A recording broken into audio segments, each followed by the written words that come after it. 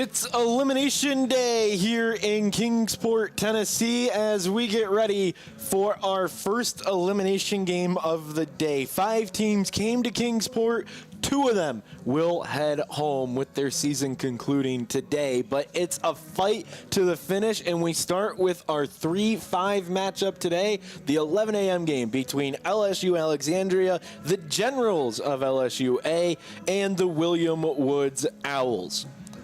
Hello again, everybody. Matt Kibbe with you here along Frank Osborne. Also has some help from Hayden today, and it should be a really, really good day of baseball. We saw a great day of baseball yesterday, had a couple of complete games, some pitchers that just were lights out all day long, and if you have pitching, you have a real shot to make it to Lewiston in the Avista World Series. Yeah, absolutely. Today's going to be an excellent day of baseball, and it's going to be exciting from the bat. Both of these teams, they've now lost 2 games in a row. And make it 3, you can't really complain about going home. They both struggled yesterday. They both had no runs against them. Is it to do with them? Is it to do with some very good pitching? That's to be decided, but they'll be hoping that they can put up a bit more of a fight today, that's for sure. Both of them ran into walls on the mound from their opposition. Tennessee Wesleyan threw a complete game shutout. Indiana Wesleyan threw a complete game shutout. It was LSU-A that took on the Bulldogs, who will play up next here on SESN.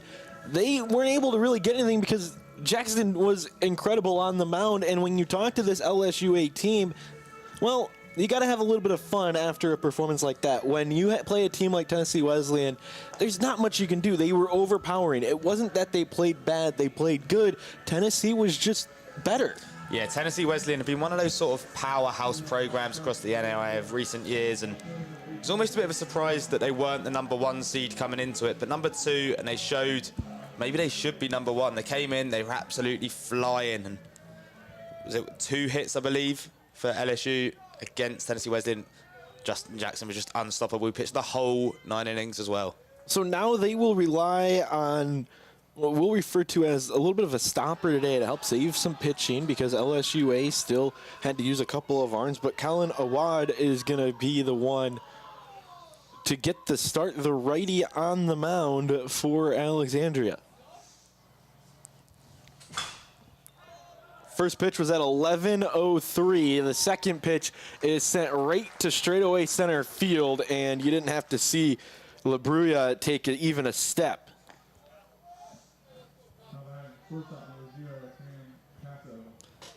Yeah, we've spoke about it all day yesterday about how hard it is to hit deep on this field. It's a big field. It's basically up the mountain. Should we go over our talking points again here in the first inning? Or should we save them for the second inning or something like that? Well, maybe we'll wait for a better ball to explain it. The first pitch ball here to Cam Queso, who is the shortstop for William Woods, who they were a little bit of a surprise to be in here. Their run through the Hart Conference in their first year in the Hart Conference was long. They stayed in the winner's bracket. They didn't lose a game until they got to the championship round, where they ended up becoming the runner-up. But they were the first year in the Hart Conference, and that conference has, I believe it's a 5-bid league this year. Well, that just shows the quality in the conference. I think that's one thing. All of the teams in this bracket, they're in really difficult conferences, and just says something to them for being able to make it all the way to Kingsport. 3-0 in for a strike. The Owls were actually picked to finish 11th in their conference out of 15 teams. Ended up near the top of that conference, and ball 4 would have been way inside. Instead, it hit him anyway. So you get on base, but it comes with a little bit of a bruise. Yeah, that's the perfect start. Getting on base nice and early. Just always just gives yourself that chance to, if they can steal, if they can do anything productive.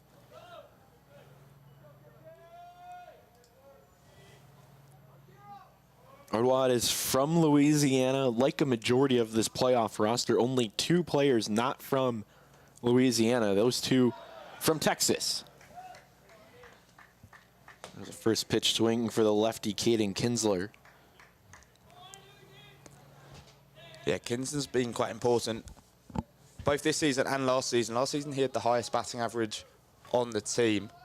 Has it this year as well. Just shows his quality there, really. Batting .366.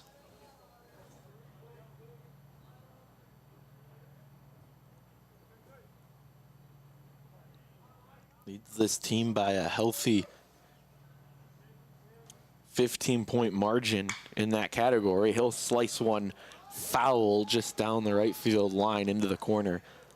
That's that lefty. He's another one. You know, we'll talk about it early too, but he's one you got to watch out for up here in the press box. Those lefties have a nice way of sending it directly back at us, and we're getting the ball. Yeah, today's the day. We were close yesterday.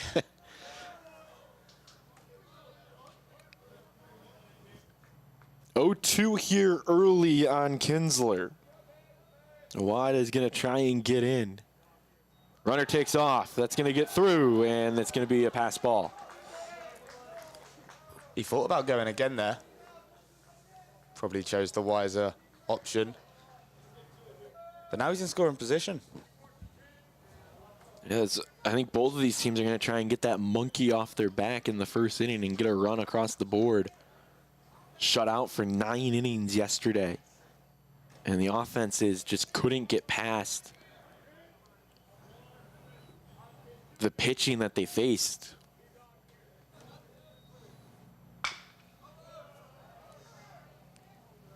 Another one hit foul, and it's 1-2. Well, I think it'll almost become a mental achievement when they can get that first run. Of course, they both struggled yesterday, and just knowing that they can do it here in Kingsport. Kinsler still batting 1-2 the count with 1 out.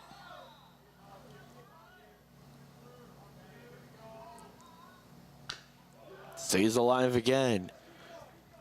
Saw some good at-bats from this team.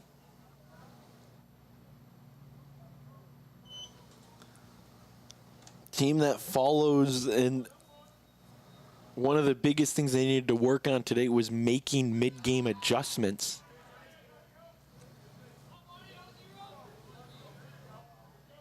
1-2 count. Upstairs, it's 2-2. Runner at second is Queso, Kinsler the batter.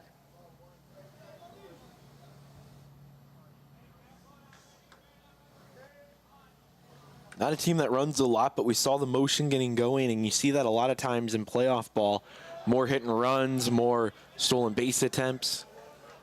Trying to do anything you can to manufacture runs. Well, that's the thing. When it's an elimination game as well, you have to step up, otherwise you're going home and see you again in the spring.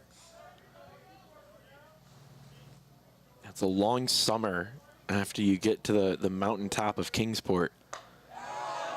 That's ball 4, just missed as we see and learn the zone here early.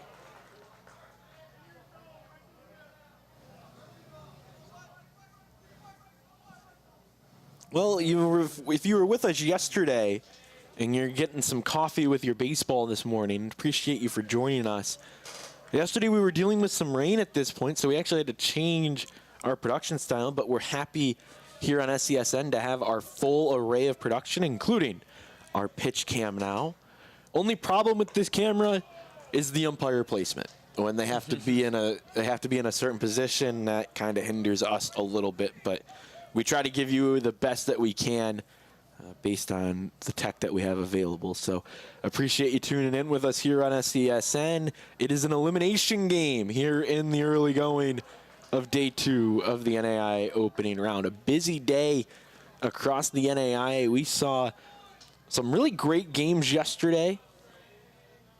None better than the one, our nightcap here in Kingsport. Indiana Wesleyan upset the #1 seed, Weber International, and they play in a Wesleyan off coming up at 2:30.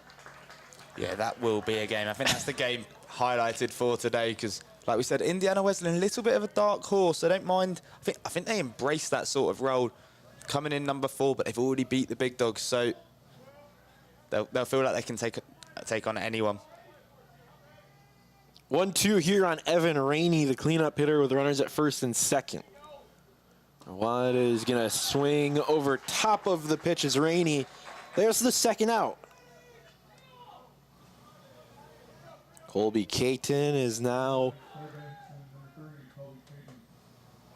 going to bat here from the right side with runners at first and second. You have motion on the base pass, trying to get that first run across in. Yeah, that second out is quite big.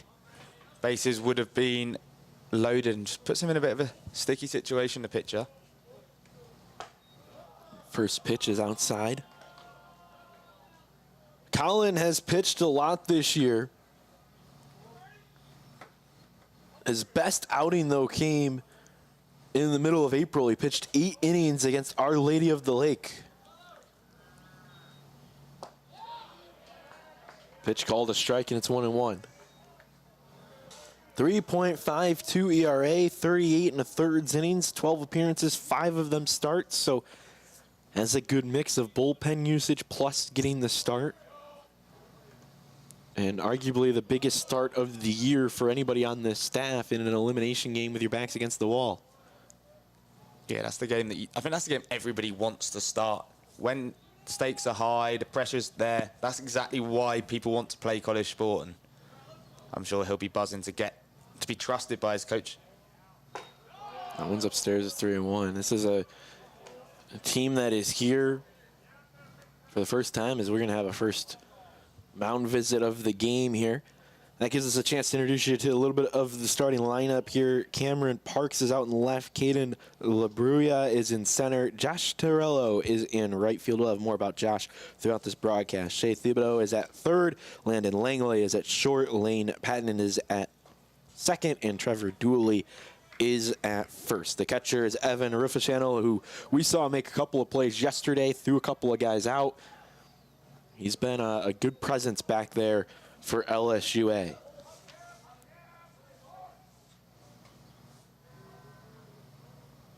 Red River second teamer this year behind the dish. High fly ball.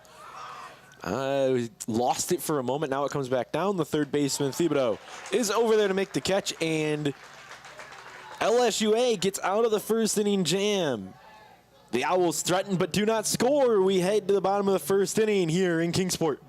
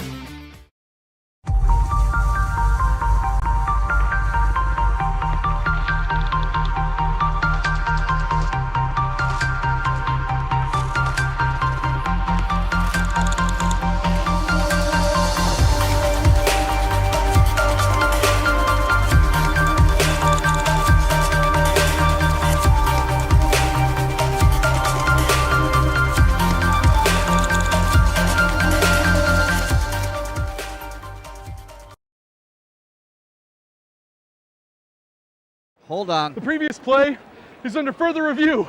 I'm not sure what he could review, but okay.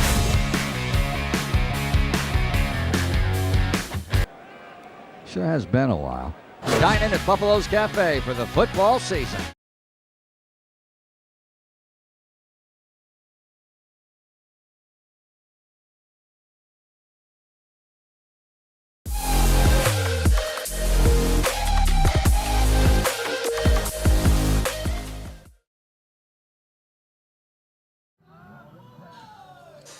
Welcome back here in Kingsport. We will head to the bottom of the first inning for William Woods and LSUA, an elimination game here from Hunter Wright Stadium. First pitch swinging is LaBruya. He'll get thrown out from short. Cam Queso is there. 6-3 on the putout. Braden Grosclose is the one who will get the start for the Owls. His job is to pitch as long as he can and as effectively and efficiently as he can here today for the Owls. Yeah, that's that thing about tournament play that we've spoken about yesterday. It's how long are you going to risk your pitchers for? Because you potentially have another game. Are they completely written off after you've used them for one? We saw yesterday there were people pitching for the entire game. Justin Jackson for Tennessee Wesleyan and Corsoran for Indiana Wesleyan just pitched forever. You also had a not too shabby start from William Woods, AJ Vasquez, who, remember, he went 8. They didn't have to get a lot of arms active. Even though they lost that game, AJ Vasquez helped set up the pitching for today where you have to win 2. That's, even on the losing side, that's important. Yeah, because you're still fighting. You can The good thing about baseball is you can lose the one, but you're still in for another one. And it's almost okay, we might be losing this one. Can we save an arm? Should we just sacrifice Vasquez's arm because he probably pitched too much anyway and see who we've got? There's our first hit of the game for either side. It's courtesy of Cameron Parks, right to center field. And that will bring up one of our players to watch, Dalton Wilson. Let's take a look at Dalton Wilson, who has been really good this year for this LSU A team. And Frank, you got more on Dalton. Yeah, he's been excellent. He leads the team in stolen bases and hit by pitch, which is, I'm not sure if that's one you want, but he'll take it. He's probably got some bruises to show for it as well. This is a team in LSUA that loves to run. They had, coming into the tournament, 145 stolen bases. They were just 9 short of tying the team record in a season. Be interesting to see, because we've seen quite a few people got caught stealing, trying to take some bases yesterday. Well, LSUA couldn't get on base very much against Indiana Wesleyan, so they couldn't even get the real wheels in motion. Now here in the first inning, they have a runner on and a chance to steal. You're going to see motion on the base pass. That one gets way away on a breaking ball. Grosclose just lost it. It slipped out of his hand, turned into an ephus into the backstop. And now just one dodgy pitch, and there's players in scoring position again. And with still 2 outs to go. Could be the dream start for LSUA.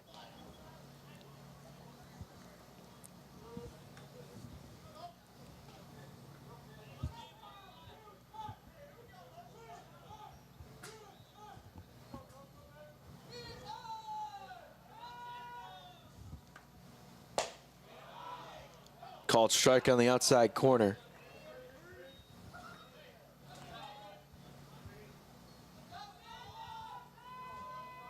Trying to look here on the website.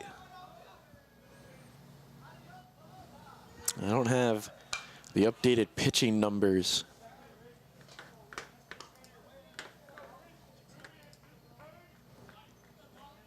For Braden and what he's been able to do this year. Stand by.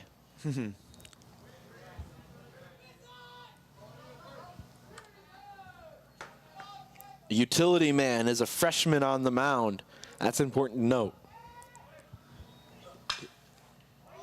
Another one lifted into foul territory. Giving chase, has room, coming back and just lost it in this expansive foul territory. Colby Caton did. Yeah, as you were saying, interesting to see a freshman getting the nod for such a big game, such a big moment.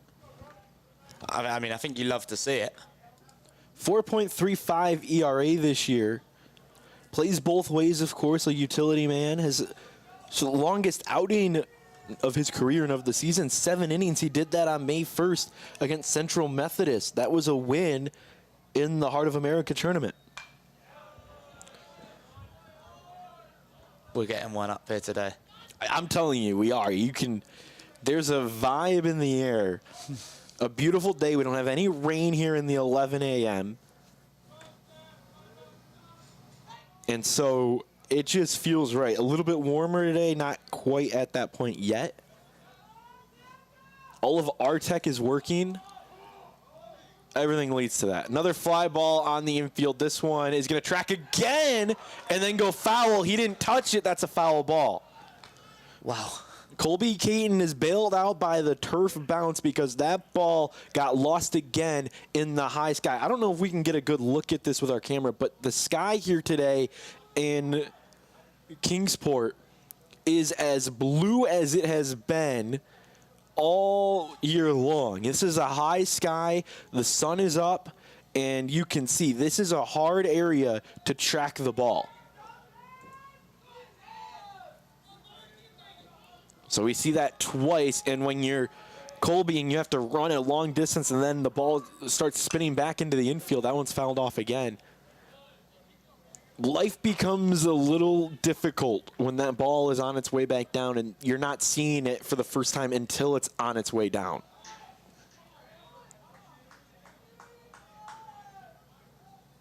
Dalton Wilson in a battle here. Runner at second, one away. Ground ball. Liner is going to kick off the first baseman, and they'll throw it home, split the runners. Off the glove of Evan Rainey, Raton is there, and it will just be everybody move up. Yeah, he's dived for it. He's tried to get it almost on the bounce.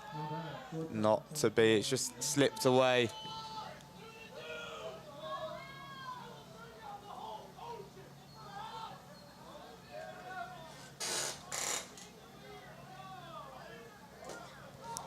'63. 63 degrees here in Kingsport. Talking about the weather.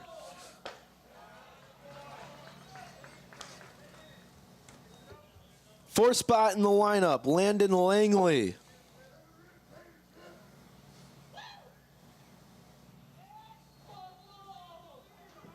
Already saw a strike. LSUA trying to score their first run. 6. Wow. Dropped, and they are going to change the out call to a safe call because it wasn't on the transfer, and that's going to bring out the head coach, John Cavness, to talk to his team and settle them down. That is just not... That's one of those ones where it's probably... You're not even thinking about catching it. You're just making sure you've got your foot on the base, but wow. And the Generals lead. Yeah, just ran it a little bit, so that run does score. If that double play happens, the run wouldn't have counted.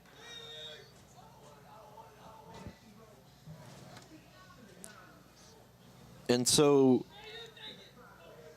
the error is on the second baseman, Raton. And after coach comes out, has that conversation, settles his team down, we'll see how they respond here with one out, runners at first and second. Cavness is in his 5th season at William Woods. He's a graduate of William Woods back in 2016. That's the cool thing with this tournament. We're seeing a lot of guys on the coaching staff that are alumni of the school that they now coach, and you can tell that they have a love. Double steal is on. Throw down to third, way ahead of the runner. And that's a strong throw from Grant O'Haver. Yeah, he was just... I think it was a little bit optimistic trying to steal that one. We've said how it's not the hardest throw to go from catcher to third, but nonetheless, he tried it. Almost respect it. Get a stolen base on the back end, 146 stolen base of the year. So you still have a runner in scoring position. That's the benefit of the double steal, but the lead runner is extinguished. And there's 2 outs. Like we said, they didn't really have the opportunity to show their ability to steal bases against Tennessee Wesleyan because they weren't really on base at all.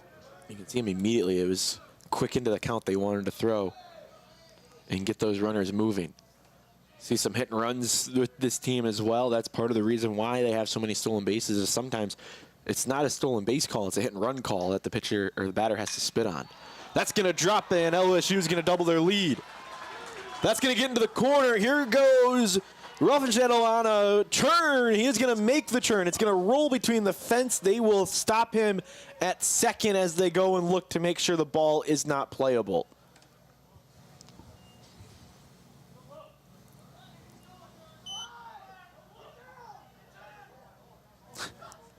Runs home just in case. Yeah, just in case. They called time when the hands went up. And yeah, it looks like that ball had gone just through the fence. That's a hard spot for us to look at. And so the catcher will get a courtesy runner. He had made the turn to head to third.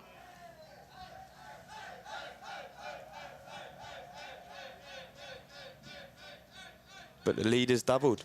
Yeah, nonetheless, a run comes in.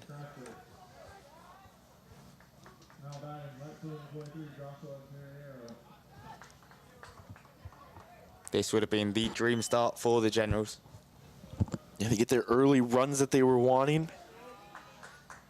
We said how it probably becomes a bit of a mental thing just to check it off that we've got a run. That's going to be knocked down by the pitcher. Grows close. He'll throw over. Go retrieve his glove, but LSUA gets their first runs here in Kingsport in 2 across the board. We head to the second inning here on SESN. Our score 2-0 LSUA.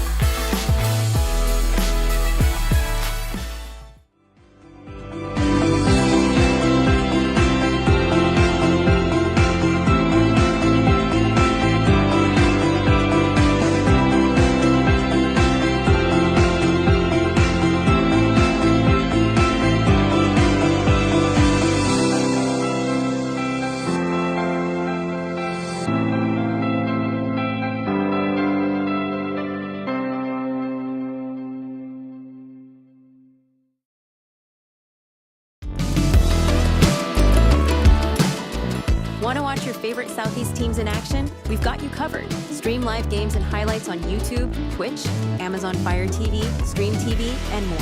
For all the details, visit our How to Watch page at SESNsports.com. It's your one-stop guide to catching every play, every time, wherever you are. The Southeast Sports Network, bringing the game to you anytime, anywhere.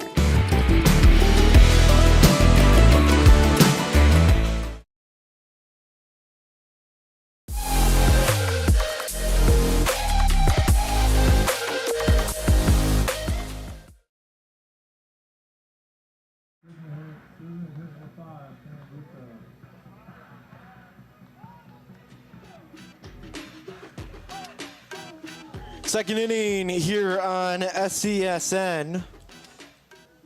Those are the vibes today here between the Owls and the Generals. Yeah, and the Generals have had the perfect start, relatively solid defensively, and shown what they couldn't really show yesterday. Couldn't show at all yesterday, actually. Early doors, just to let everyone know that they have got a bit about them.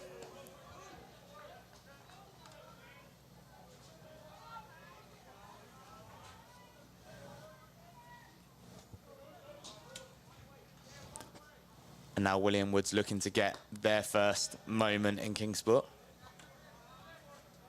Yeah, they've been held scoreless now for 10 straight innings.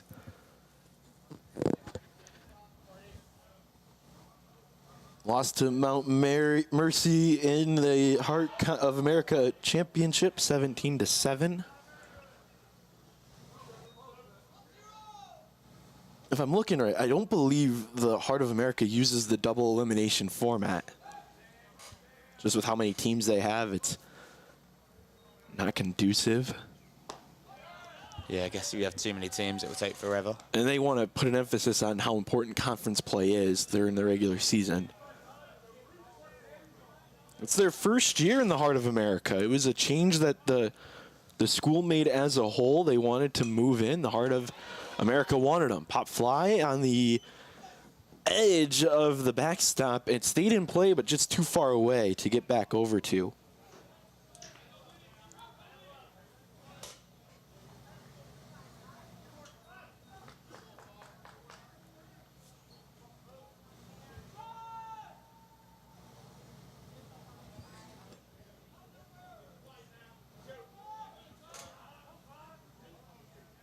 Ardois has been tasked here to get through as many innings as he can. William Woods is going to find their first hit from Sam Russo.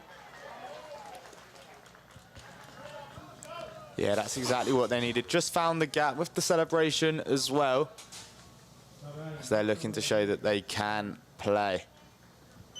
This has been a good team all year long. 29-22 now after the loss yesterday. They went 17-11 in the heart of America. Had some big series wins in that conference.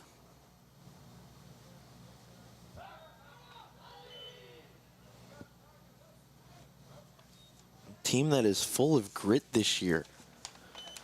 It's been 11 years since they've made it to an NAIA opening round. The last time they did it, Coach Cavness was a junior on the squad. Well, that just shows what an achievement it is to even be here. I think a lot of people don't really think about how much work has to go into even get to this stage. It's 2015.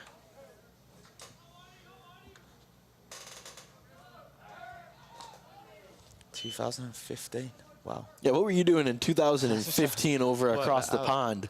How old was I? I was 15. 11. 11? Yeah. I'm unk.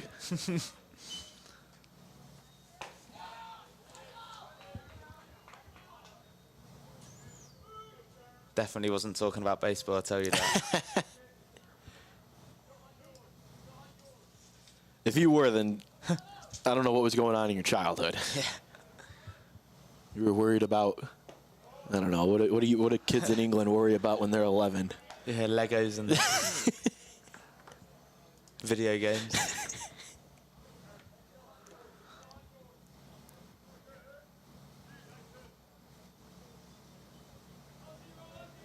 Same year LSU Alexandria was here in Kingsport back in 2015.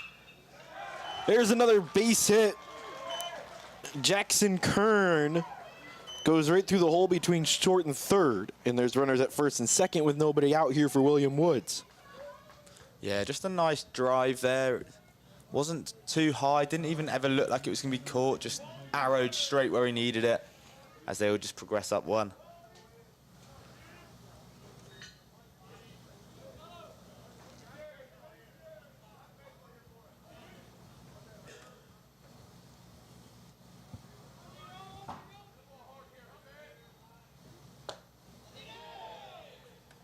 Yeah, no surprise there. He shapes forward a bunt, of course, with no outs already. The sack bunt probably wouldn't be terrible to get two into scoring position. William Woods was a 3 seed in the Bellevue bracket.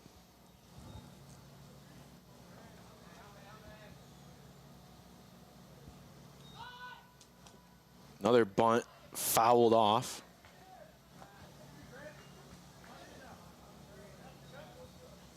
And quickly 0-2. And Grant O'Haver. William Woods lost their first game to Bellevue.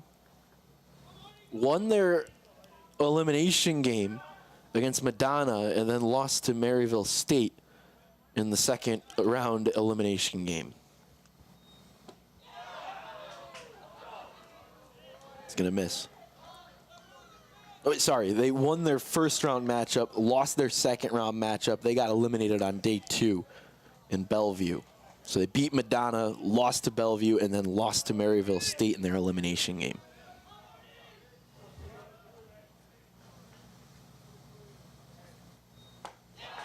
Swung through, and there's a strikeout. First out here with runners at first and second. Yeah, that's big for the pitcher there, especially with 2 on base already, just to get into your rhythm and start to find the groove. We saw yesterday, I think we were always going to talk about how good the pitching was yesterday, but they were really in a groove. And you needed Justin Jackson for Tennessee Western, got out of an innings in 5 pitches, sorry. That's what they need. They need to get into their rhythm. There's another swing and a miss. Ardois has been able to dial in after giving up the first 2 hits here in this inning.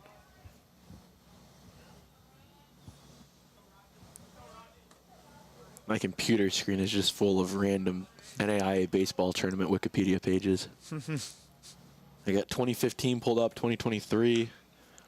Line drive caught. They're going to throw back to first. Not in time. Nice play by Thibodeau. Yeah, great bit of fielding there by the man on third base. Just didn't even take a second to celebrate his good catch. He just got it in through it. That's a good point, because he looked back to second thinking that was where the play was going to be. If he had looked at first, which is not the right play anyway, but if he had, he probably could have gotten the runner, but that check of second to make sure that runner wasn't too far off caused a little bit of a delay to first and gave enough time for Kern to get back.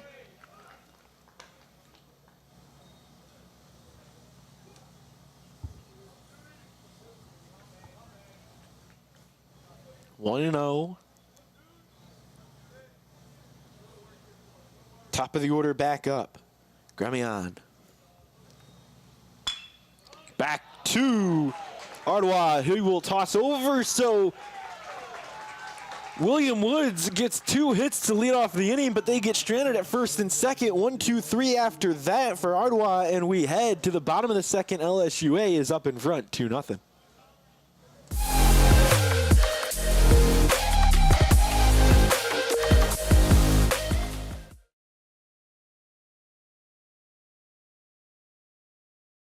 The Southeast Sports Network is now on Amazon Fire TV. Now you can download the SESN app and watch on any Amazon-enabled device, such as your Fire Stick. The easiest way to download the app is to go to our website, find the Watch SESN tab, and click Fire TV app. Then just select your device from the list. That's it. Free and easy. Enjoy watching the Southeast Sports Network on your Fire TV, Fire Stick.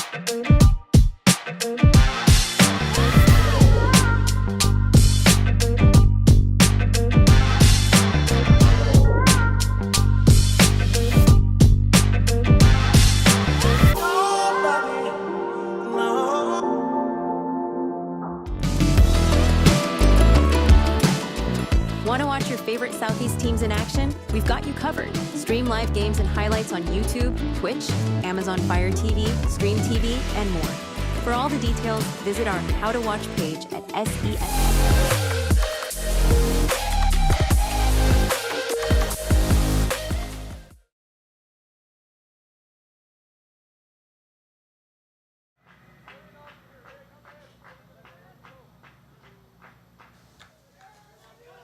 Bottom of the second inning here in Kingsport.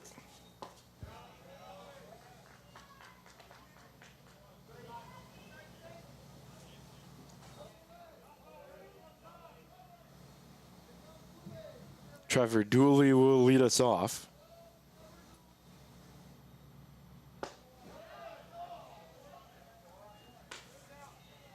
Two runs in the first inning for LSUA on 3 hits.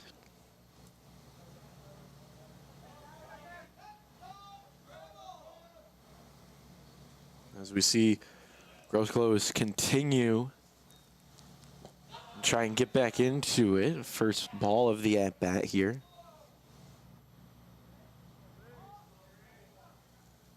Frank Osborne, Matt Kibbe with you here on SESN. Excited to have you along with us as we continue to bring you all the coverage of the Kingsport region.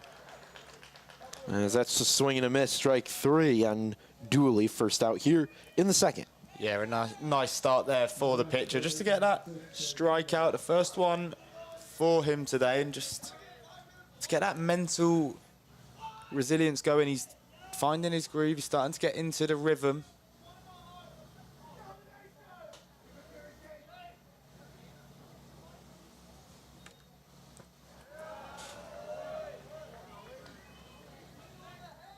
First pitch strikes are going to be the name of the game today for both sides. It was a William Woods team, and I say this in the best possible light. This is a very average team. They aren't outstanding by the numbers. They aren't like some of the other teams, the Tennessee Wesleyans of the world. But by being average, they are consistent. And they know what they're going to get. They know what they have to do. They play the game at a level-headedness because of that. And it gives them this special type of grit. So it's not average in a negative connotation. It is average in a sense of they know who they are, they know how to play, and they know what they have to do. Well, I think that's important in college sport. People understanding what their game is and not trying to go for stuff that they can't do. They need to know their ability and play to their ability. Yeah. I think that's the same across all sports. Yeah, you say that as a college athlete yourself, Yeah. playing soccer. The importantness of being level-headed. Understanding what you can do and what you can do well. That's the important thing. Finding your style. This team knows their identity. There's a check swing foul, and it's going to stay 3-2. You know their identity more than some other teams do. Some teams, you could get into the opening round, and you're still searching for that identity. What team is going to show up? Well, William Woods knows what team is going to show up. Just missed.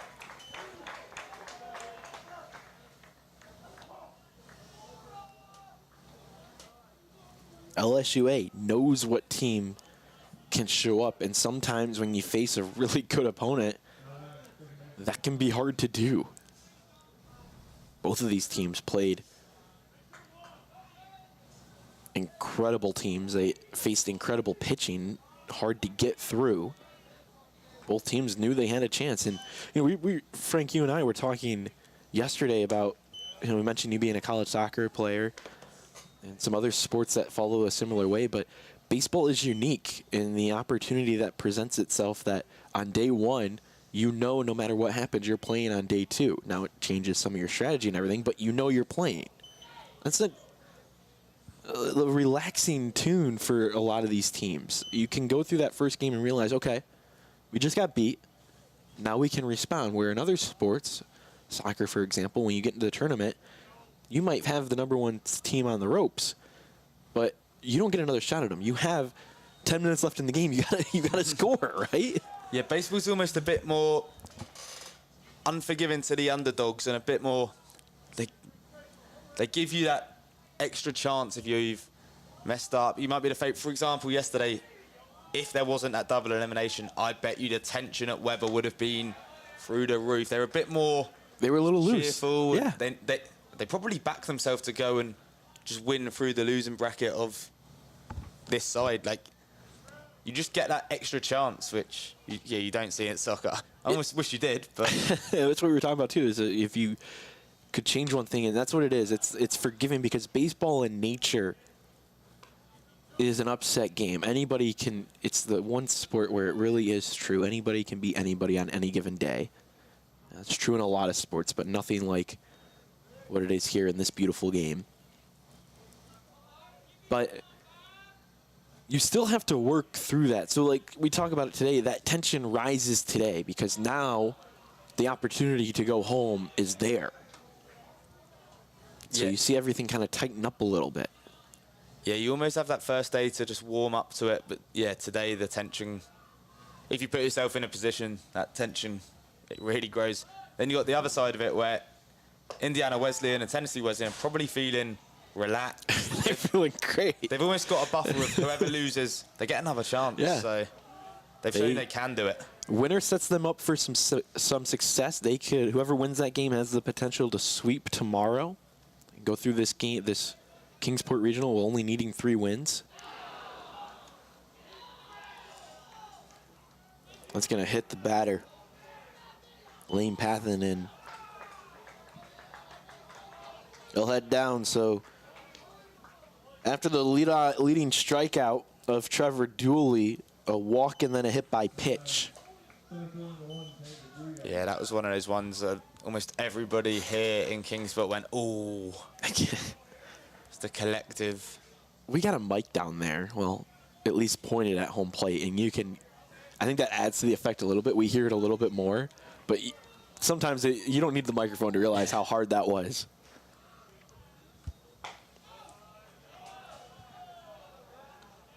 It's not fun to get hit. Well, that's what I was saying with Wilson earlier. He's got the most hit by pitches in the team, but I don't know if that's something you. Obviously, it's good you get to progress, but is that something you want? I'm not sure. I will say this about baseball: as we see the fly ball out to right, just tosses the bat. That's going to be caught. Runner will tag up. They will cut it off and split the runners.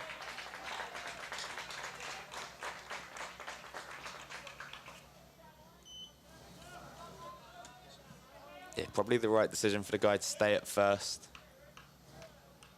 He thought about going, probably would have got caught. But now going third does. All right, so here's what's happening. Home plate umpire is having a conversation with Coach Gautreau, who is saying, hey, we have to warn. We're going to warn the dugout here because Cade LaBruya, as he hit that ball, in frustration, whatever you want to call it, quite literally did a Jose Batista-style bat flip and threw his bat towards the William Woods dugout. And so what they're saying is they don't want to, obviously you don't want to throw anybody out right now. You don't want to deal with anything, but you're going to warn LSUA and say if that happens again, we're going to throw them out because you can't, even in frustration, you can't throw your bat and have it land. If we can see, you can kind of see how big foul territory is, but as he was walking towards first base or jogging towards first base, that bat went from the foul line that's right there on the right side, and it landed off screen on the turfing warning track and within probably 5 feet of the dugout. You can understand the frustration, though, I think. You just have to try and channel that frustration into a more efficient way. This is no man's land. Tough play, and it's made. Wow. Nice play by Ryan Raton. Makes the sliding grab in fair territory and makes the catch. So LSU gets a couple of on, moves them over into scoring position, but cannot score. And we will head to the 3rd inning here on SCSN.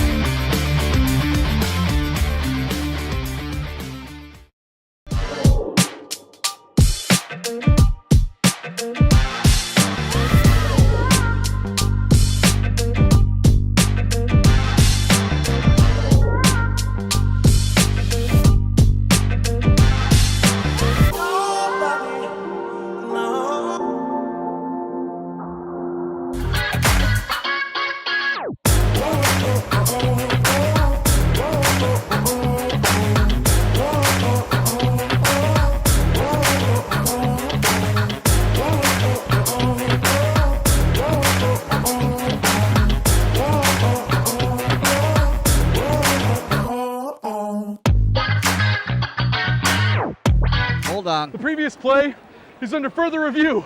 I'm not sure what he could review, but okay.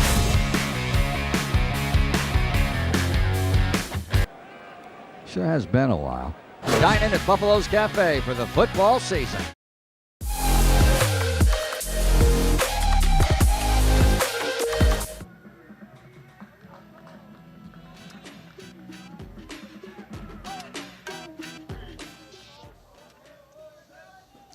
Move to the third inning here on SCSN Camp. Queso will lead us off.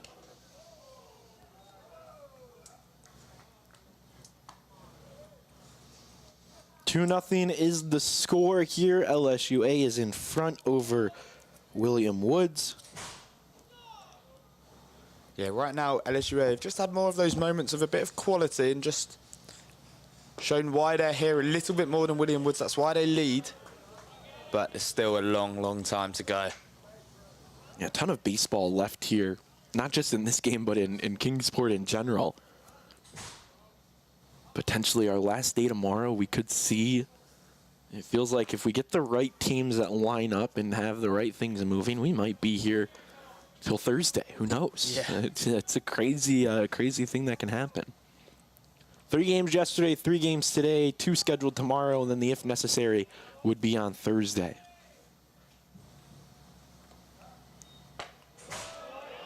And the thing that they're worried about tomorrow, for those thinking ahead, there is a little bit of rain scheduled, like it was yesterday, but this time it would be in the evening. The bonus to tomorrow is that the rain,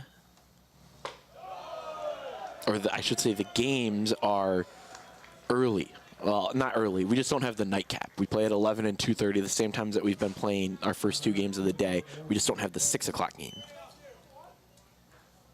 Lead-off walk for Queso.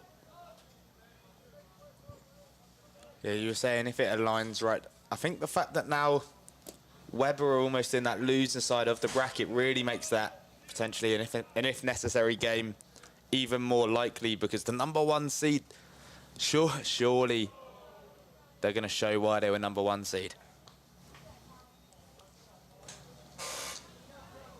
I mean, yeah, you got to feel like you got a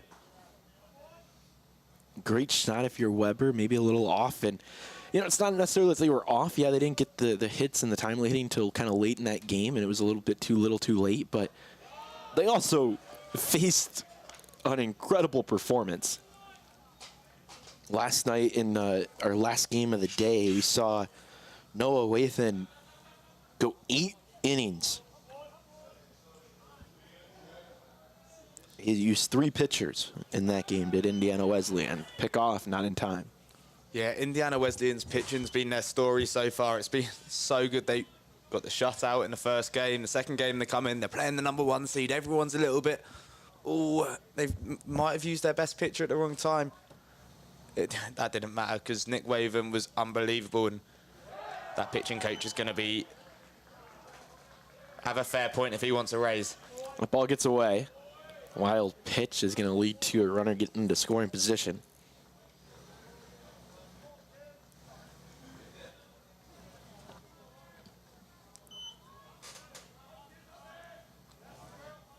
But there is a world where we get a Weber versus Tennessee Wesleyan elimination match. Because Indiana Wesleyan have been so good. Yeah. I don't think it would shock anybody after yesterday. I think everybody's past the shock value of 4-seed Indiana Wesleyan. And I don't think anybody was shocked anyway. There were a lot of people that had him not even as an underdog. Shout out to the guys at NAI Ball for predicting the dark horse of the bracket. I got a chance to listen to that Twitter space last night, and the fellas were doing a great job over there. They're going to have another one here tonight. We'll probably be on air during it again.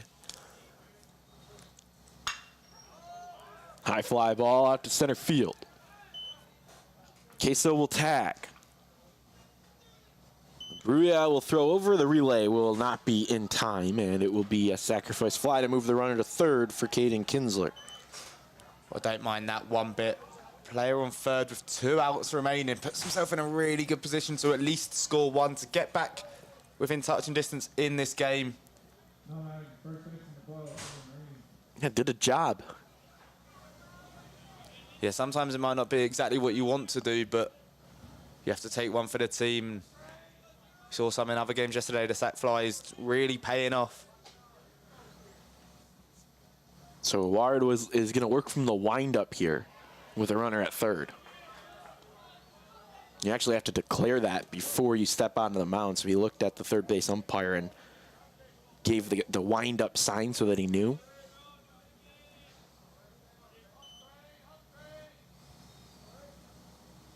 Oh, 1, and it's going to go to 0-2. Swung over top of by Evan Rainey, who struck out in his first at-bat today. Yeah, just got the timing all wrong there. Didn't look like he was particularly close to it either. Swung over top of again. Another off-speed pitch from Eduard, and it's going to be back-to-back outs, and now that sacrifice fly that moved the runner to third has to score on a base hit. Yeah, that's such an important out there because we just said the sack fly worked the first time. It's not able to work. They wasn't even able to hit the ball there, so 2 strikeouts for 2.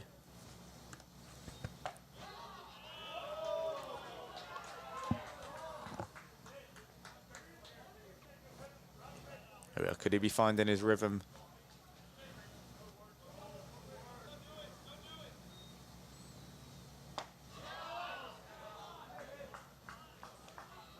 Just missed, and it's 1-1. Trying to work around the leadoff walk.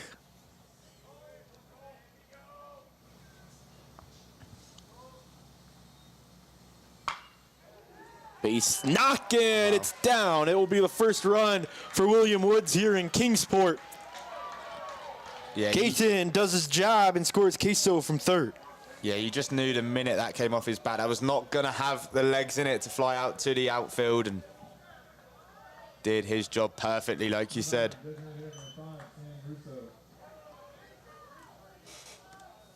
Monkey is off the back. They have scored here in Kingsport. It took 12 innings. I'm not sure what the saying is in America, but in England they say it's like London buses. You wait all day for 1 and 2 come back to back. Could we see that now? That's what. Hey, they would love to have that. If the buses show up, it'll tie this game up.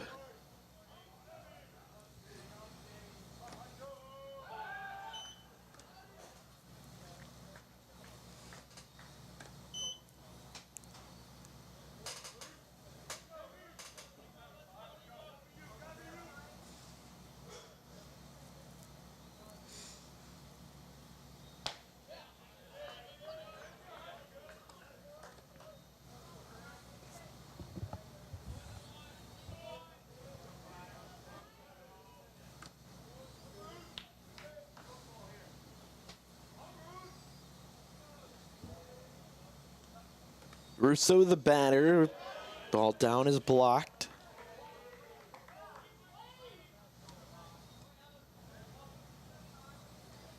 Two and 1.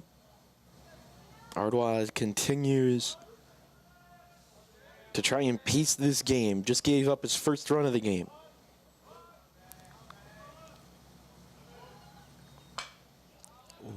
That one was close. We always, in the booth, have been kind of getting ready for the moment every time a lefty steps into the batter's box, especially against these righties. And I tell you what, if it comes in and I catch it, I will be expecting to get out there on the field and have an appearance for one of these sides. That's absolutely, as you should. First Englishman to ever represent LSUA, probably. In baseball, anyway. I'm not going to do the research on that, but I would assume that would be factual. Swung over top of and missed. That's strike 3. Third or fourth K of the day for Ardois, and it will be the one that sends them to the bottom half of the third inning. William Woods gets a run back, and the lead is cut in half 2-1 here on SESN.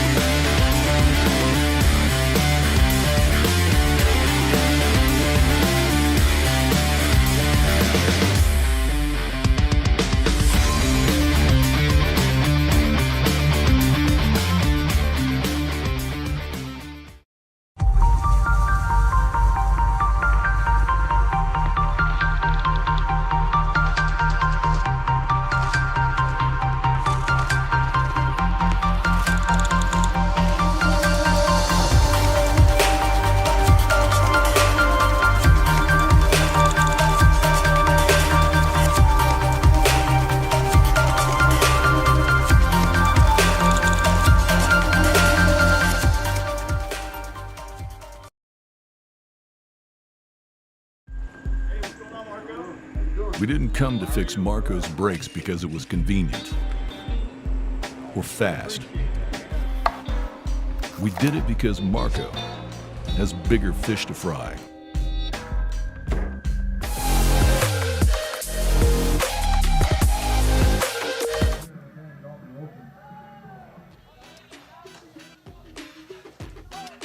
Bottom of the third inning here on SESN.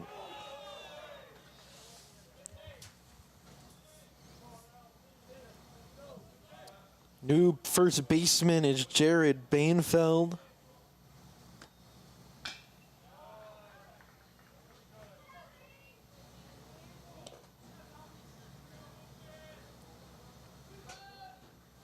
For William Woods.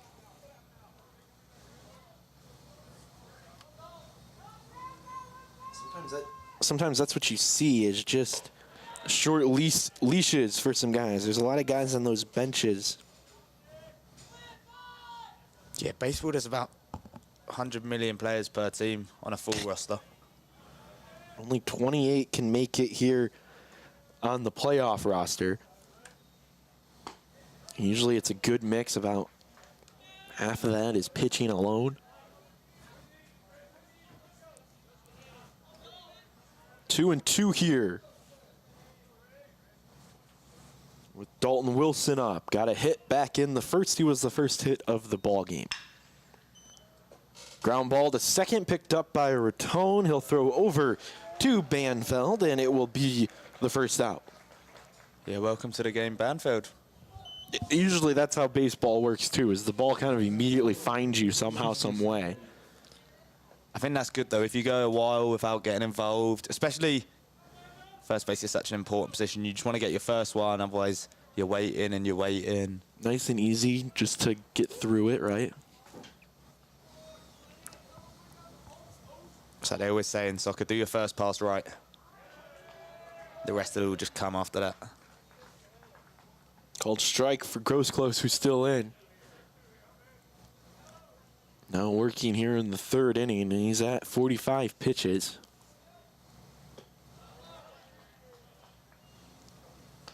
I remember last year, it doesn't look like that's going to be a strategy for anybody this year, but I remember last year there's a, and it happens in other regionals as well, but there's a point where they're thinking about the future a little bit. And so instead of having a traditional starter that just goes as long as they can, some teams will actually go one time through the lineup, bring in a new pitcher, one time through the lineup, bring in a new pitcher, and that helps keeps the pitch count down for everybody so that everybody's still available when you need them. Well, I don't mind that. It's a good strategy. I haven't seen anybody do it here in Kingsport.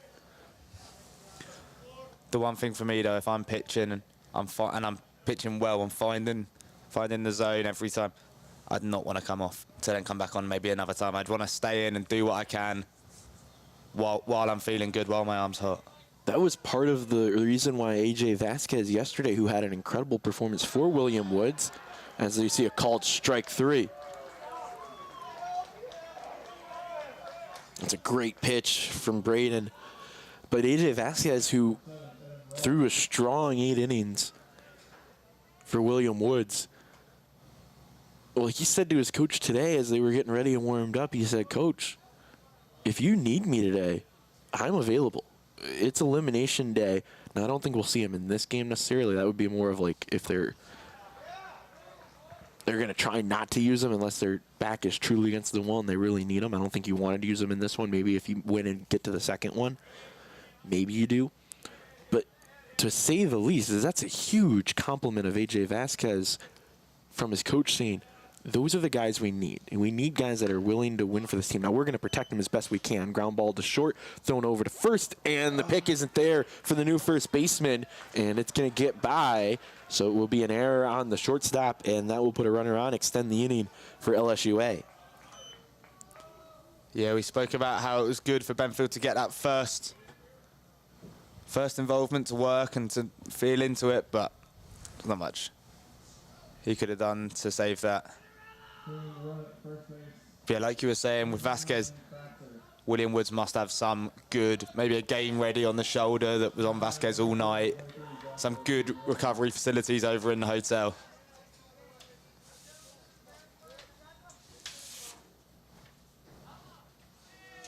Runner at first.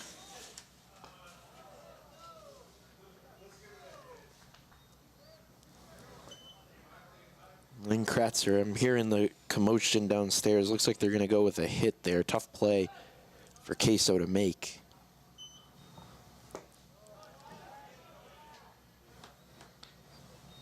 Quickly 2-0 on Josh Tenorello. Tenorello, most notably, is the lone man on the roster who played in the last opening round that LSUA made it to. Throw comes to third in time. Caden Kinsler to Colby Caton with a little bit of deke from Colby. And they get him. Trying to stretch it out and go first to third.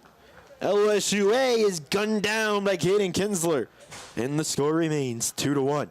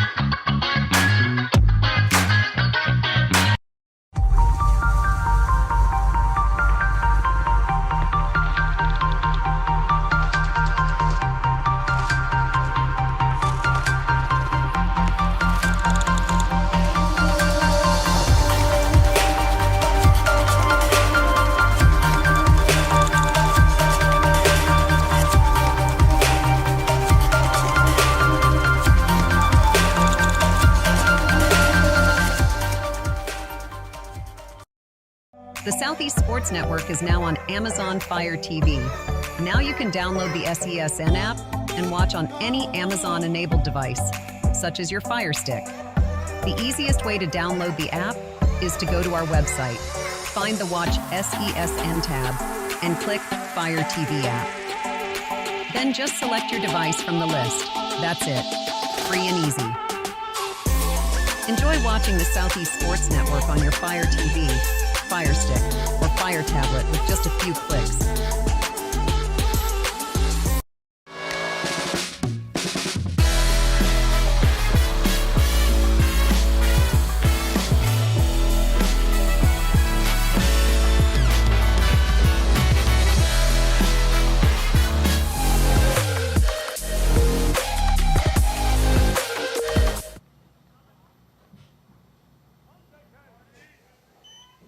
Welcome back here on SESN and one of our great partners, Urban Edge Network. First pitch swinging for Jackson Curran is caught out in center field by Cade LaBruya.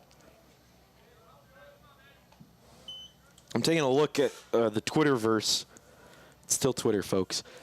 NAIA Ball tweeted out last night, it was chaos to start the opening round. There were 10 upsets on day one. Upset just meaning the lower seed beating the higher seed. But 3 number 1 seeds were taken down yesterday. One of them here in Kingsport. And the final note was the lower seeds are making a big noise as Indiana Wesleyan was the first one to take down a number 1 seed when they defeated Weber International. Then Byron took down Cumberland's. And Nelson, who was the last team in to the tournament, they were the last at-large team, they took down Bellevue 9-6. Yeah, I think, Brian, they really, I've had the chance to watch them this year, and they really embraced being that underdog. They came to Kingsport and they beat Milligan, who were the number 1 seed coming into that tournament, and now Cumberland's at Cumberland's as well. Yeah, they're a host this year. Other upsets that really were close, they were 4-5 seeds for a lot of them. There's a base knock for Grant O'Haver, and he continues to find a good stroke in that batter's box. Talladega took down Uno, that's Northwestern Ohio. Shawnee State defeated Mount Mercy yesterday. Madonna beat Texas Wesleyan yesterday. They were a 3 seed, took down the number 2. British Columbia took down Milligan. Indiana Tech took down ABAC, who from Georgia. William Carey defeated Missouri Baptist, and Hope International defeated A&M Victoria. So some 3-2 seeds and then some 4-5s, but most notably those last 3, those 4s defeating the 1s. Which is interesting to note because that means the 5 seed also didn't win a lot. We saw chalk through a lot of the 4-5 seed matchups. The only one that wasn't chalk was the Talladega Northwest Ohio.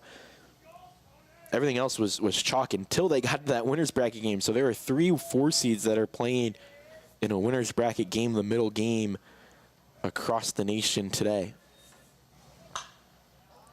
Slicing foul ball, it's 1-1. I still think we had one of the best upsets. Yeah, Weber International, the only number 1 seed that was an at-large bid. And he lost to Indiana Wesleyan, who was the runner-up in the Crossroad Conference, who took Taylor University, the number 1 team in the nation, to the brink. Timing play, not in time. Ryan Raton is the batter. 0 for 1 today, lined out to third base earlier.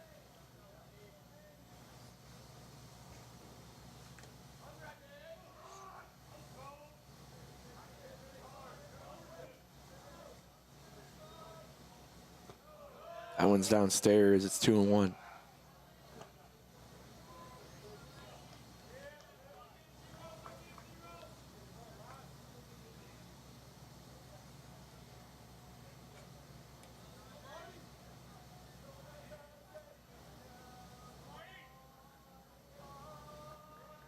Ottawa continues.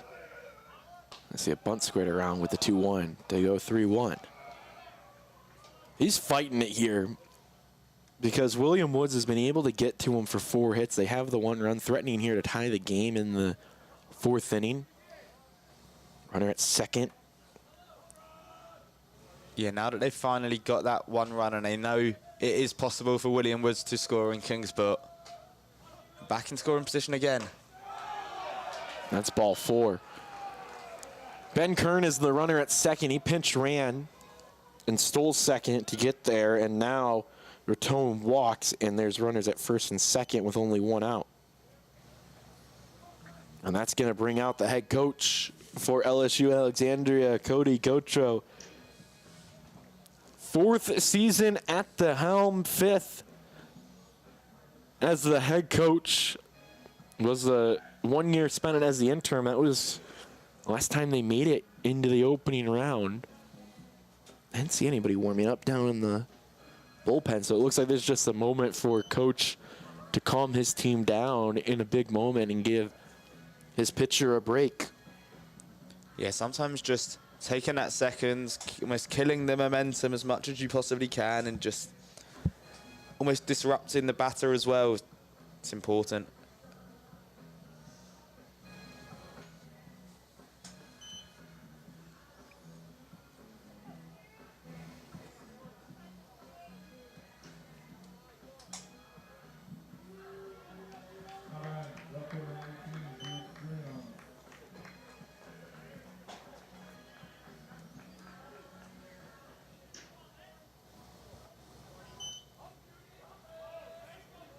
So top of the order up here, Jude Cremion.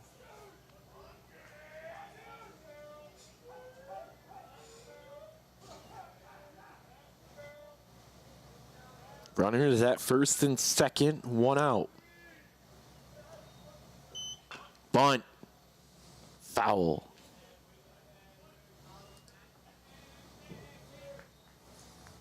LSUA has churned 30 double plays this year. They could use one now more than ever. Trying to hold on to their lead.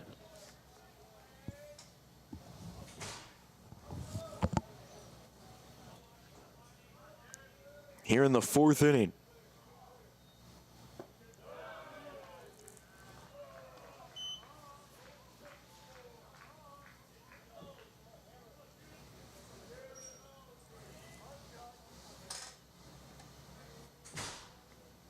You got a Gold Glover at second base. Makes turns look easy. 1-1. That's not on the ground. That's in the air to left field. Cameron Parks is there, and he'll make the catch. Yeah, that almost went in a straight line. Almost like it had a GPS straight to the glove. Like, you didn't have to move. Sometimes we have to see them make serious distance up. Not that one. Nice, easy one. Bit of a routine catch. And it wasn't high enough either or deep enough. It was to straightaway left field, so the runner at second, which is Ben Kerr, can't do anything with it. He's kind of forced to stay there, so it's a non-productive out.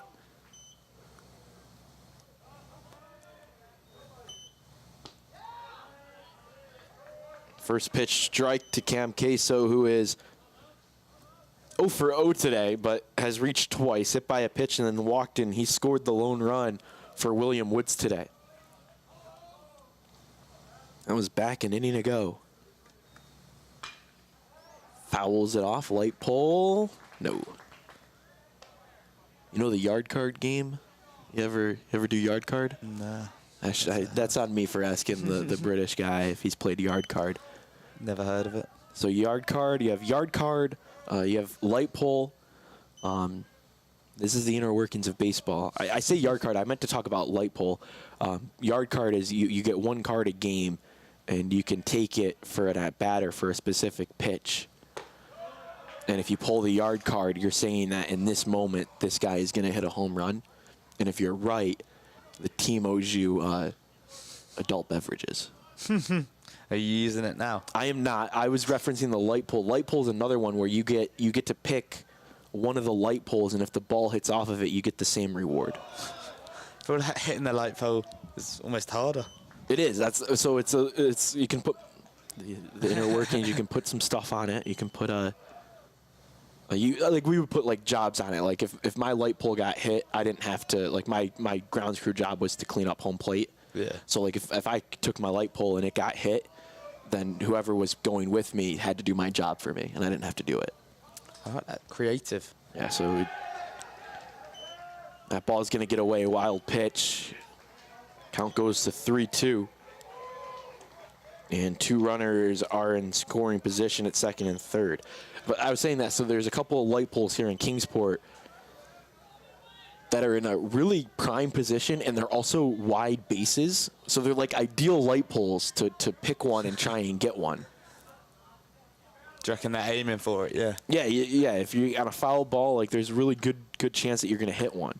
Ground ball, get out of the inning. They are going to go to first, try and get the guarantee. Long throw, and they got it. Shane Thibodeau continues to dominate over at third, making strong plays, and LSUA gets out of the pickle.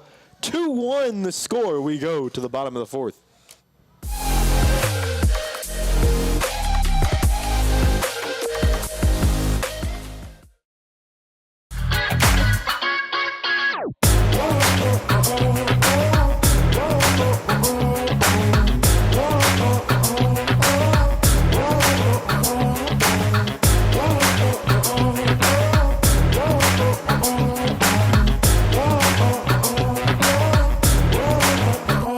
Oh.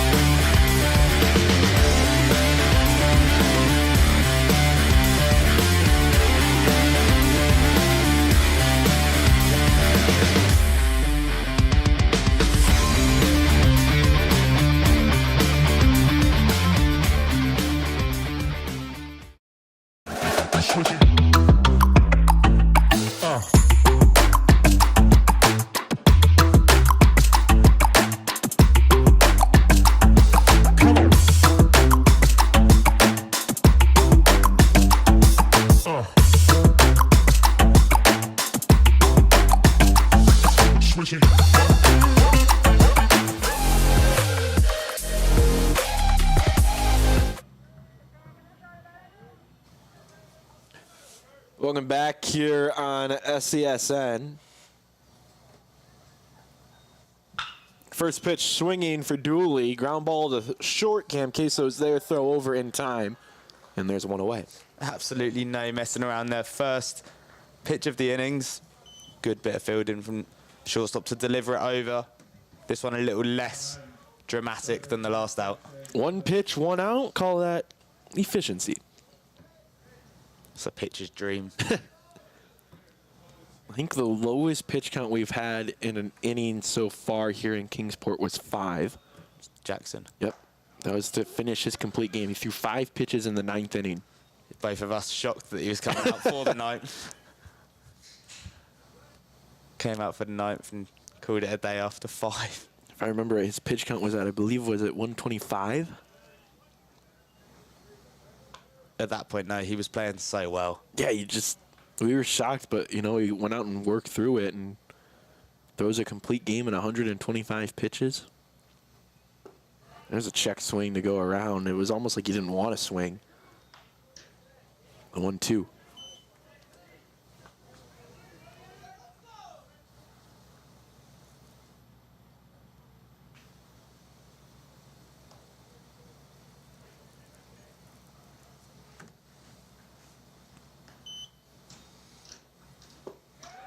Here's a nice pitch, swung over top of by Thibodeau. Just made that great play at third, now strikes out here. In the 9th spot, we will come up for LSUA. So another quick out there.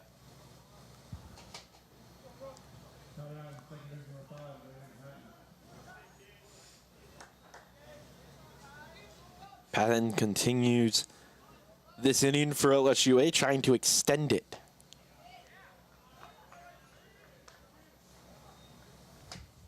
Thanks, everybody, for tuning in here on SESN, Urban Edge Network. Wherever you get your games, whether that be on YouTube, Roku, Amazon, Fire TV,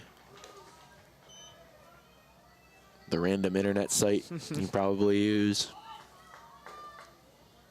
We appreciate you tuning in here. Bottom of the 4th inning, it's a 2-1 ball game. Tight-knit battle here in an elimination game. Loser goes home. Winner moves on and plays tonight.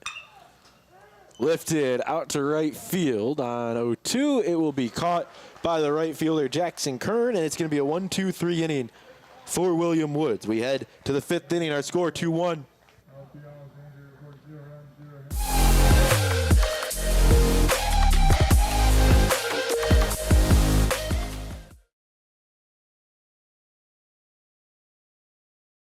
The Southeast Sports Network is now on Amazon Fire TV. Now you can download the SESN app and watch on any Amazon-enabled device, such as your Fire Stick. The easiest way to download the app is to go to our website, find the Watch SESN tab, and click Fire TV app. Then just select your device from the list. That's it. Free and easy. Enjoy watching the Southeast Sports Network on your Fire TV, Fire Stick, or Fire tablet with just a few clicks.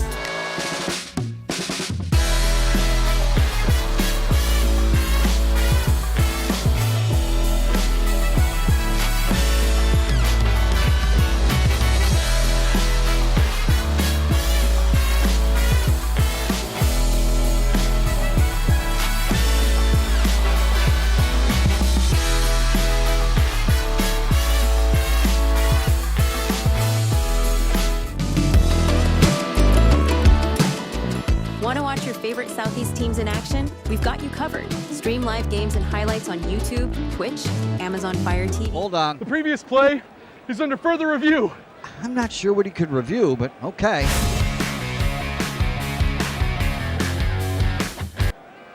Sure has been a while. Dine in at Buffalo's Cafe for the football season.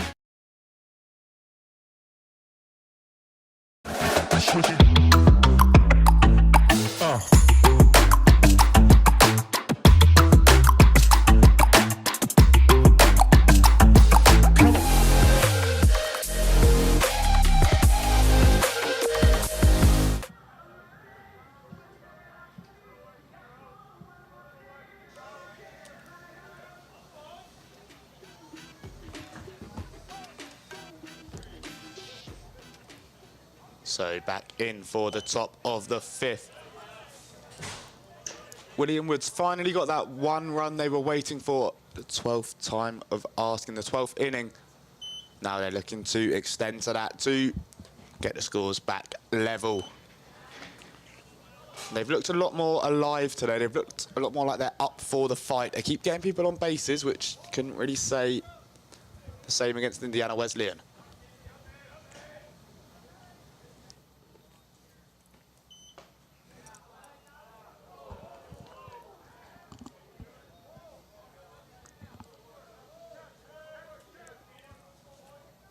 Three, four, five in the lineup due up here for William Woods. Ground ball to second base. Patton is there. He'll throw over to first in time for the speedster and Caden Kinsler. Yeah, didn't really give him a chance there. His drive almost sacrificed himself. When you hit it the way you want to go, it's always going to be a bit of a tight one. So first at bat for Jared Banfeld,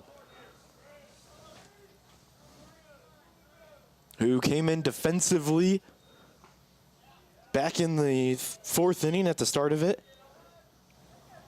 It was right after Evan Rainey had struck out for the 2nd time. That's what we were talking about, a little bit of the short lease. This is why. It was 2 strikeouts, and they were pretty quick at bats for Evan Rainey, who's been really good throughout the year. But when you're in a game like this and you have to make moves at some point, you have to make difficult decisions, and now they're going to bank on Jared to help get this game tied.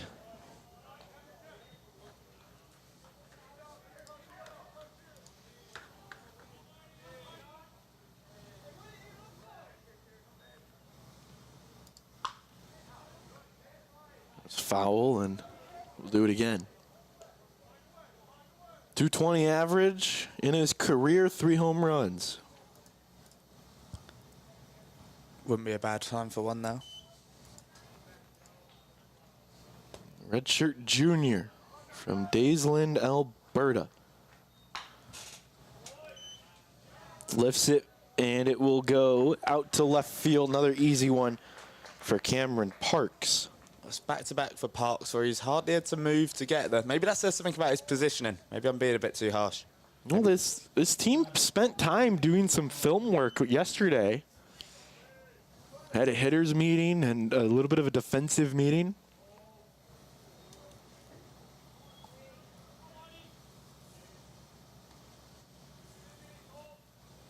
And so they know where to be. There's another line drive. This one will stay up just long enough for LaBruya to get to it. And that's a response, a 1-2-3 inning for LSUA, and we'll head to the 6th inning. 2-1 our score.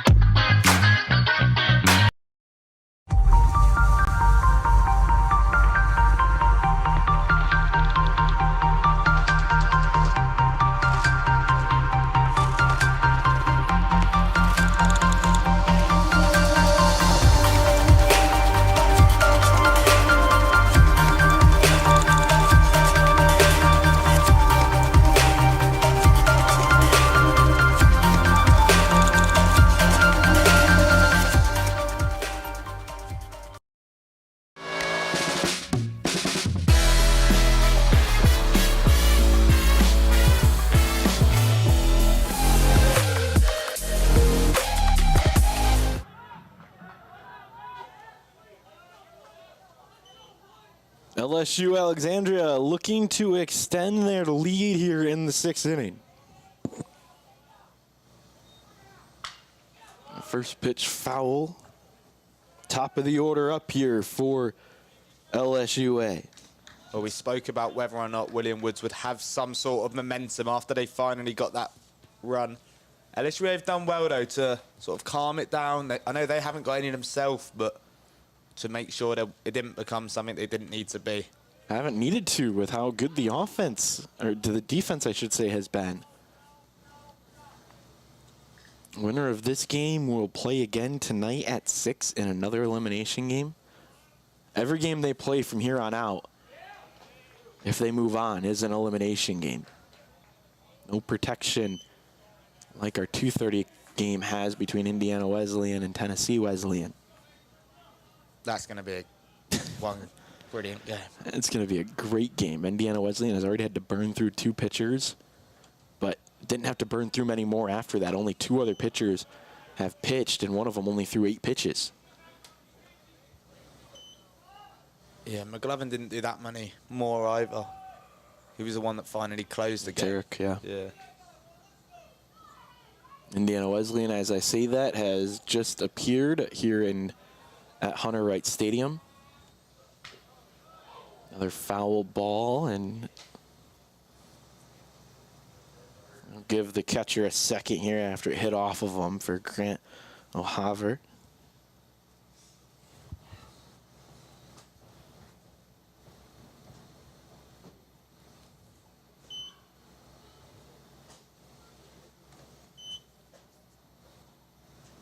They're going to give him as much time as he needs.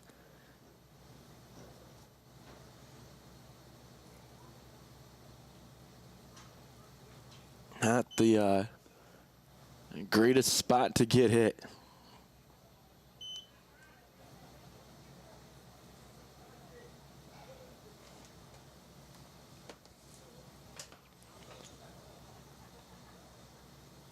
Hopefully he'll be okay. Yeah, it looks like he just needed as much time as he could get to settle through. It's one of those ones that sting a bit, but Yeah, if you were a catcher or have been around the game, then you know. That's how I will leave that. You know exactly how Grant got hit. it's one thing I'm glad to have never experienced. As are most people. You got to be a different breed to be a catcher. Been hit by a cricket ball a few times. I imagine Right. that's quite similar. It probably is very much so. I don't know if it's the same as a 90 plus directly to you. 2-2. That one's down, and it's 3-2 here. Gross has continued to work through this and navigate this LSU and Alexandria lineup. Only giving up the 2 runs. Yeah, he's really grown into the game, hasn't he?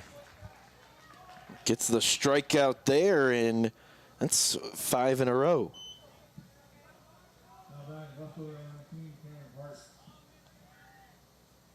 Cameron Parks now will bat.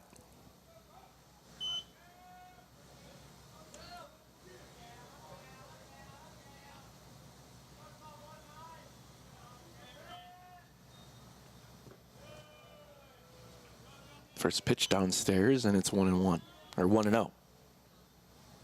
It's a lot of baseball.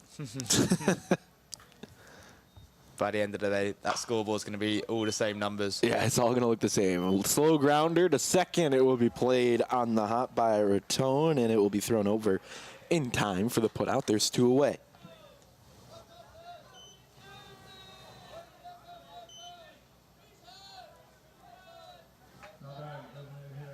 No, it's one thing that LSUA really wanted to do today, and they felt like they did it yesterday, even against a really good Tennessee Wesleyan team, but you want to go down swinging. That's the one thing they did. They did not make it easy for Justin Jackson. Justin Jackson navigated their lineup really well, but LSUA kept swinging, kept trying to generate offense. This one's a high fly out to left. Gremion is there, and that's going to do it. Another 1, 2, 3, 6 in a row retired by Grossclose, and we head to the 6th inning. Our score is 2-1.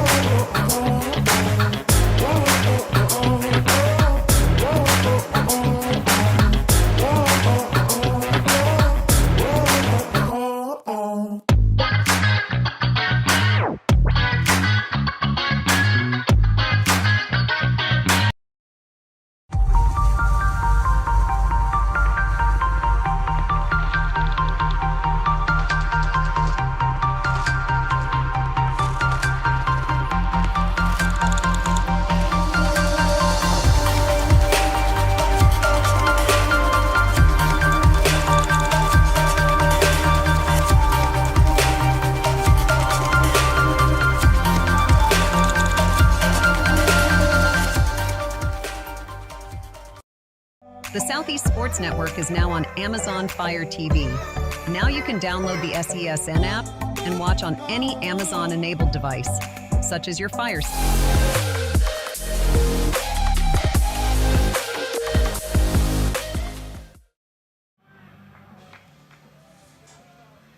Top of the 6th inning here in Kingsport, Tennessee. We are at Hunter Wright Stadium. We are so happy to have you with us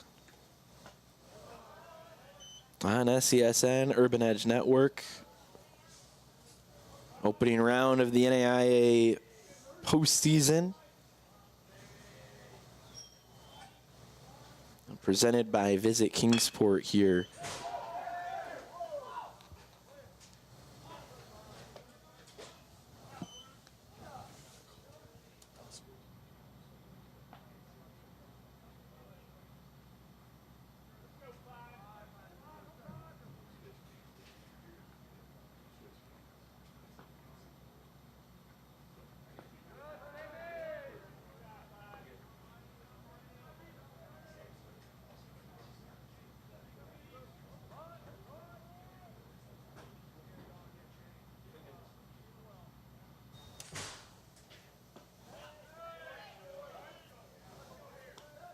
Two and two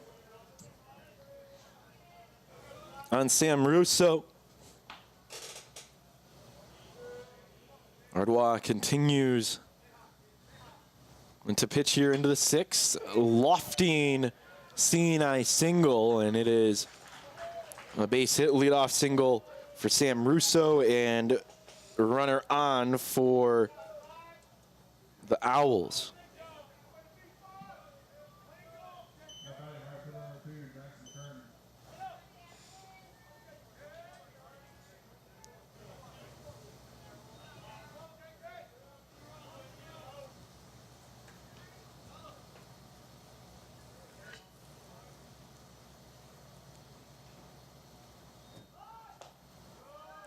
And see William Wood start to play a little bit of small ball, trying to generate that run.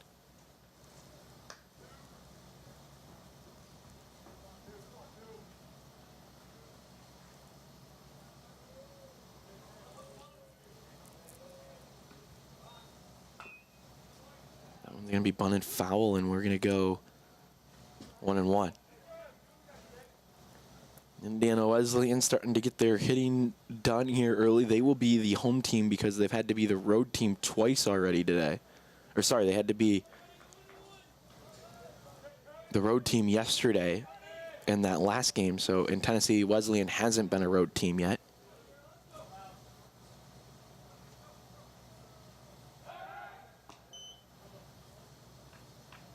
Two and one.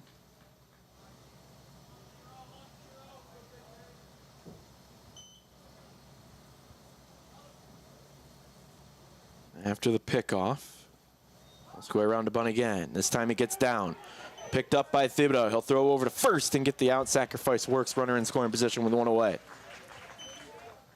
Yeah, good bit of fielding there. Just didn't mess around. Didn't even think about the guy at second. Knew what he wanted. Yeah, you want to get the guaranteed out as quickly as you can in that scenario. Grant O'Haver now will bat here. He's been good this year. Another hit earlier in the fourth inning. Got stranded at third.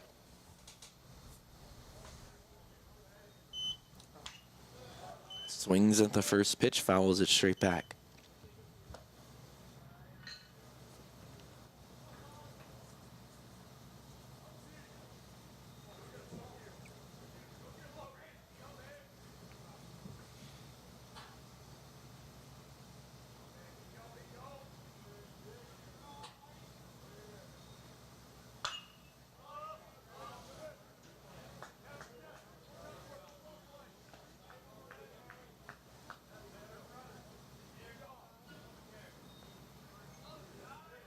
(0-2) on Grant.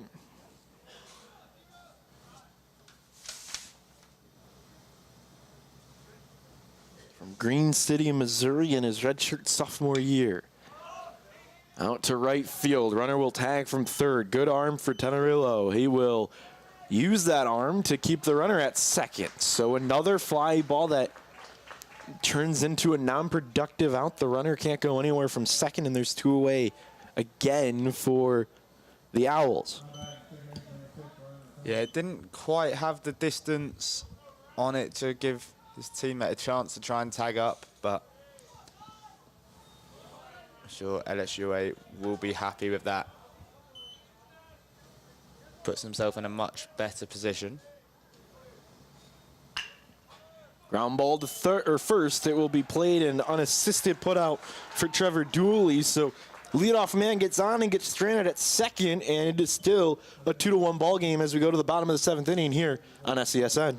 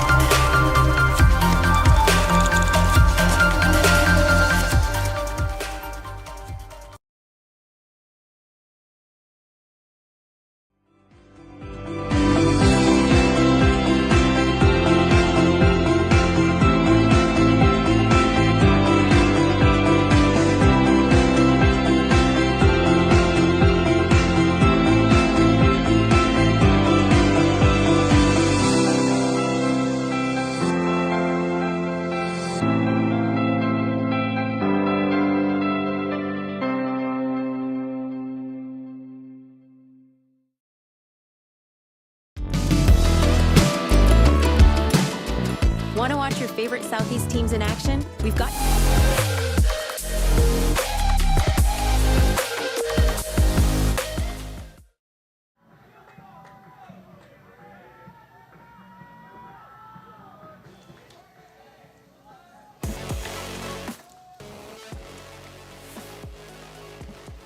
Landon Langley will lead us off here in the home half of the sixth inning. LSU is on the scoreboard as the home team. They had to be the road team yesterday against Tennessee Wesleyan, so that's why they are the home team today. William Woods wins, they'll be the home team tonight. Actually, either team will be the home team tonight, with the Weber International being the 1 seed in that loser's bracket game.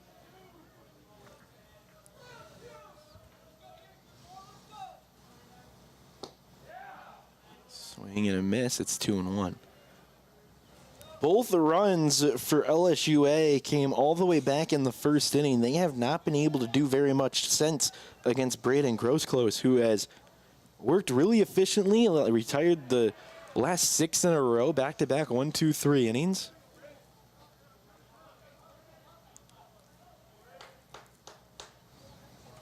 Yeah, it's almost a bit of a weird one. If you win, congratulations, go and have the #1 seed. I know the #1 seed did lose, and it is obviously possible to beat them again, but it's a bit of like a congratulations, mate.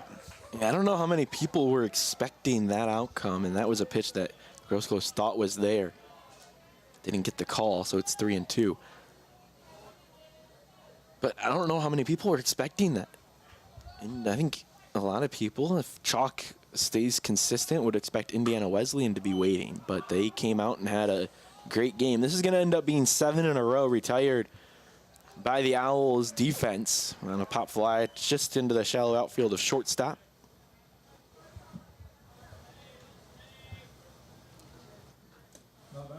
Yeah, in tournament play, if your defense is really on top of it, you really set yourself up with a brilliant chance of just allowing, look how close this is. It's 2-1. All you have to do is have a bit of magic offensively at some point, and you're going to have a real good chance of getting into the game. This game is at a point where we are almost officially going to be pushed and off schedule today. We were completely on schedule yesterday, and that usually is not the case. Usually the first day games go a little haywire, but almost certainly the second day games always do, because the elimination day, a lot more on the line, so shorter leashes, a lot more changes. We haven't seen those changes here in this game, but we've seen some production on the base pass. Haven't seen a lot of 1-2-3s. We've seen some long at-bats. Not saying it's a bad thing, it's just something to note that the games typically run a little bit longer on elimination day because there's so many more factors. I've actually seen Braden, so they don't shake. The William Woods Owls, they don't shake pitches, so meaning typically you have a pitcher, they'll nod their head yes, they'll shake their head no.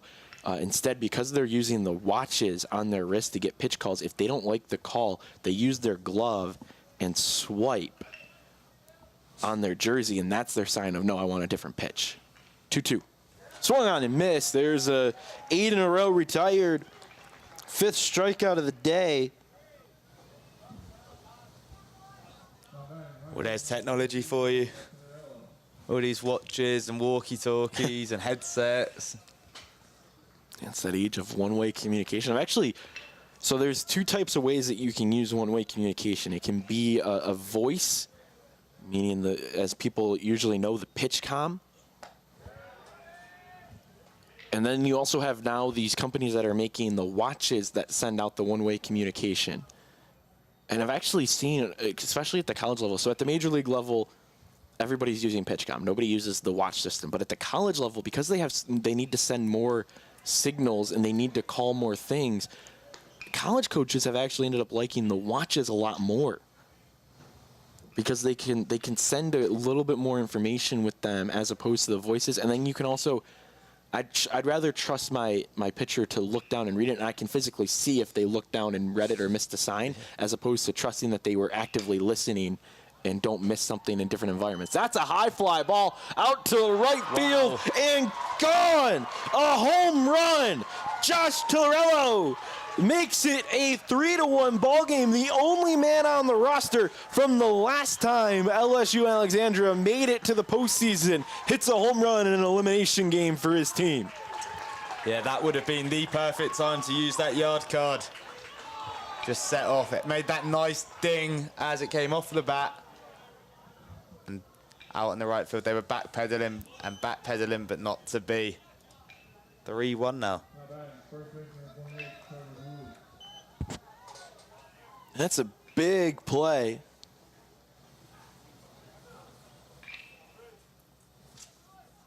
Second home run for Josh this season.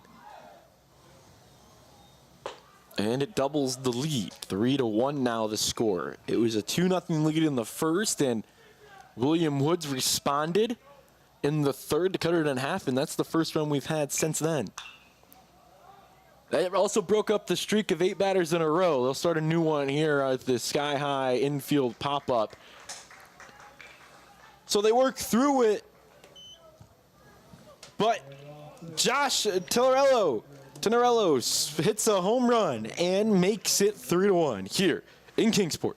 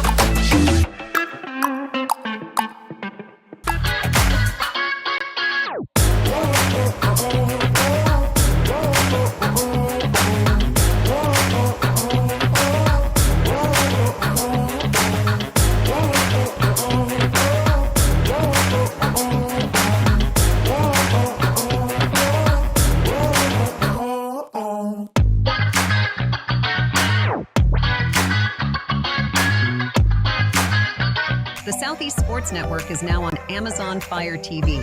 Now you can download the SESN app and watch on any Amazon-enabled device, such as your Fire Stick. The easiest way to download the app is to go to our website, find the Watch SESN tab, and click Fire TV app. Then just select your device from the list. That's it.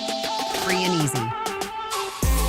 Enjoy watching the Southeast Sports Network on your Fire TV, Fire Stick, or Fire tablet with just a few clicks.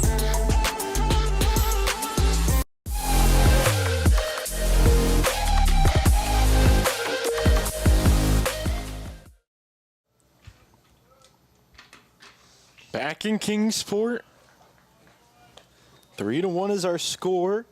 Colin Ardois continues into the 7th.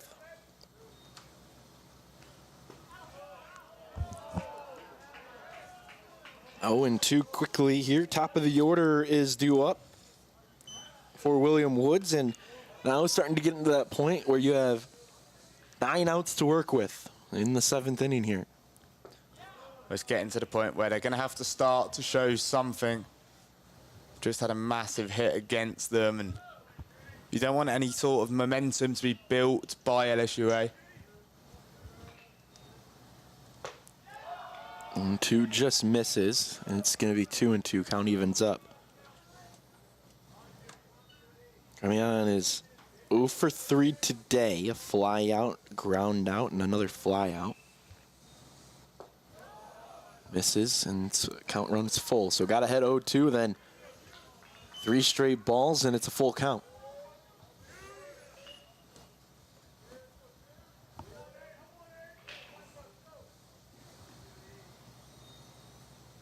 Swing and a miss.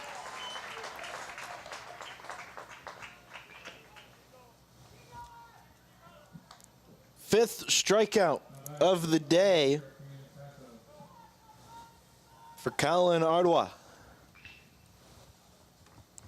Yeah, and that is massive. He did well to just stay in there, keep digging deep and stopping any momentum get built against them. The only hiccup there is he's had a couple of long at-bats. That was his 109th pitch. Wow. And we're in the 7th. He threw 6 1/3 with 108. That one misses. So the point I was gonna make on that is, took him 6 pitches. This at-bat's gonna at least take 5.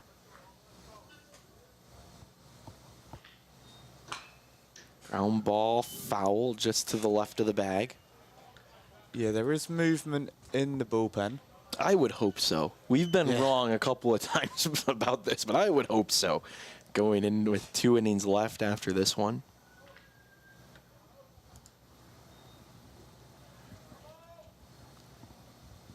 Longest outing he's had so far this year was 7 2/3. We've mentioned that before, trying to get through 7 here. That one misses, and it's 2-2. This is going to be another 5-pitch at bat.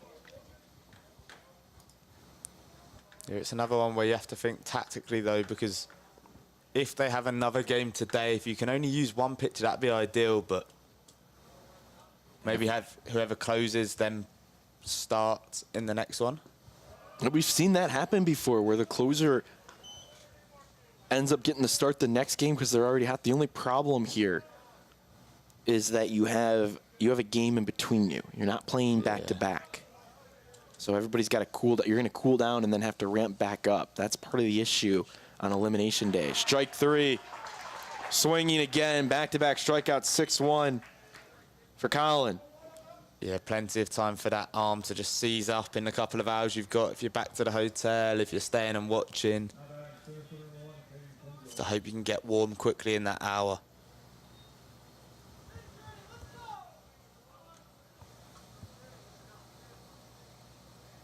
The most pitches this season for Colin is this game. That was his 115th pitch. As closest that he got to that, well, 15 pitches ago when he finished his game on the 31st of March against William Carey with an even 100. Ground ball. Needs his defense to pick him up. Langley, throw over, not in time. He eats it and swallows it. I don't want to throw it away and give any momentum to William Woods. Yeah, that's not the worst decision ever. The way he had momentum going away, and the throw would have been a difficult one.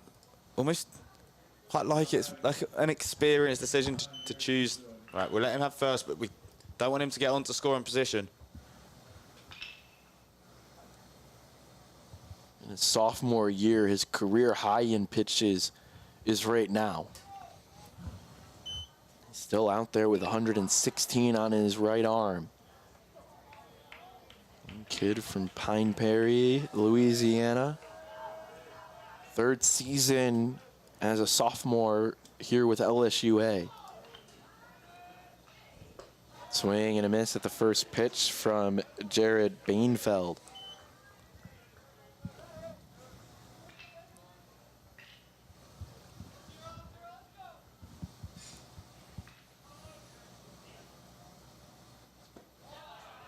Another swing and a miss. It's 0-2, trying to get out of the 7th.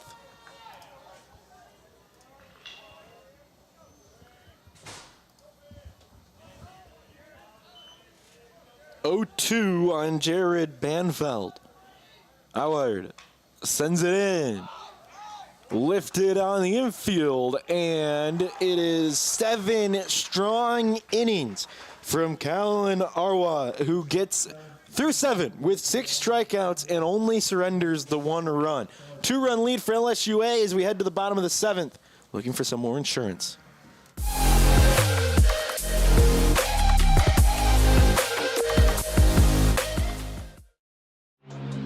All of the ways to watch your favorite local and regional sports. Join us now on Twitch TV.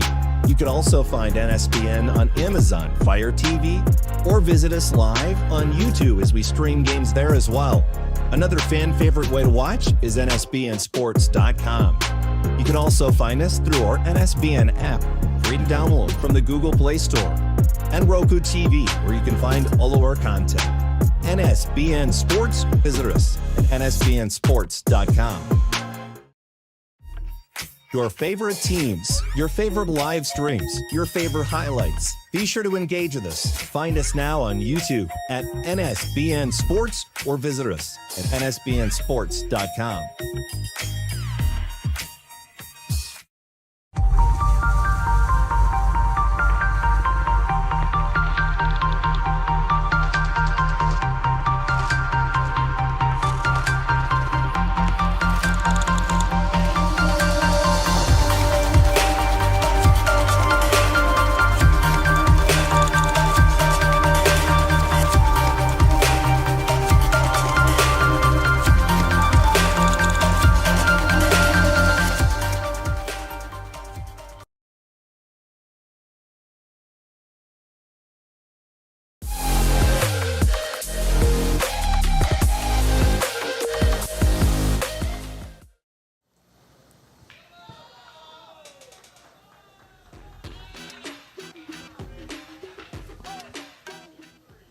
Bottom of the 7th inning. Braden Grosclose continues on the mound.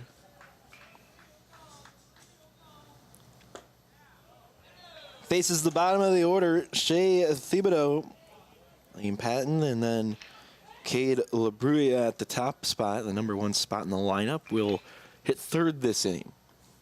Tennessee Wesleyan has joined the party here at Hunter Wright Stadium. Only team we await to see here is Weber International. They will play tonight. I was trying to take a peek at the crowd to see if any of the coaches or any of the staff had made a trip and wanted to scout this game. Sometimes you see that happen. I wouldn't be shocked if some of them are back in the hotel watching this game. It's going to get away, ball 4. I feel like some of these coaches and some of these teams have watched so much baseball and they probably know most of the tactics going on by this point. Yeah, and you know you're not going to face this pitcher, mostly watching their hitters.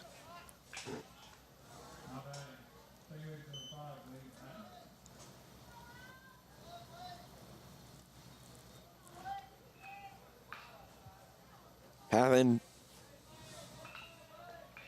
0 for 1 today, was hit by a pitch.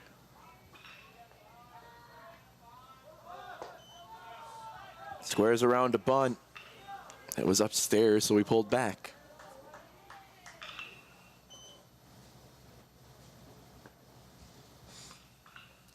And they're going to bring out coach to have a conversation. 1 pitch in, it was a ball. I don't know if you want to waste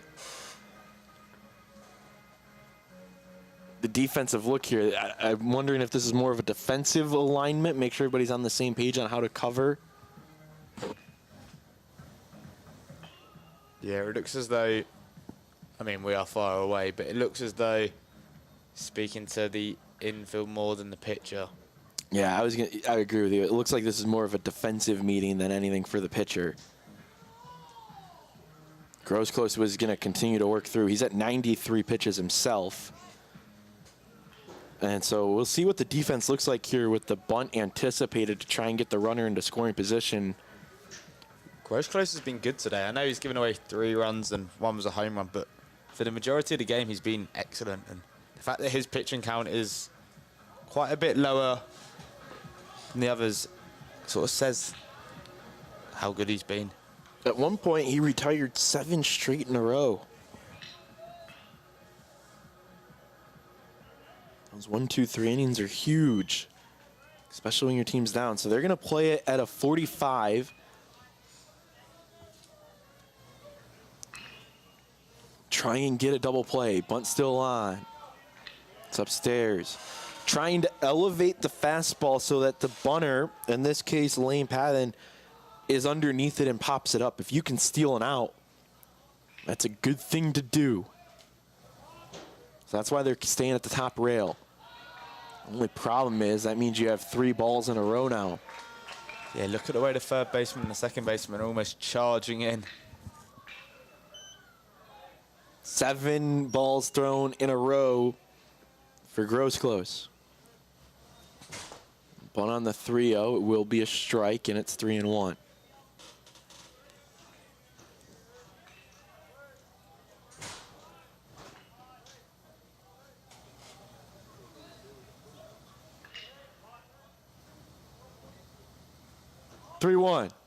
That one is bunted foul. It was coming our way. It will roll back in. Yeah, maybe from the other window. Maybe.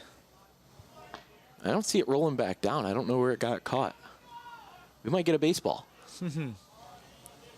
I think if we're in the other window, we might catch that. 3-2. Bunt is off. Liner, left center field, coming over and diving to make the catch is Caden Kinsler. Yeah, brilliant there from the centre fielder. Got on his bike nice and early. And that dive, he did well to keep it up as well. Just excellent bit of fielding. That had base hit written all over it before Kinsler came flying out of nowhere to take it away.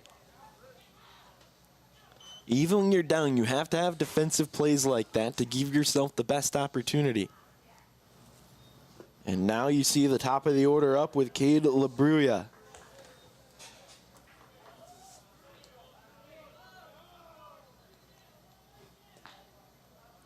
LaBruya is 0 for 3, does have a strikeout.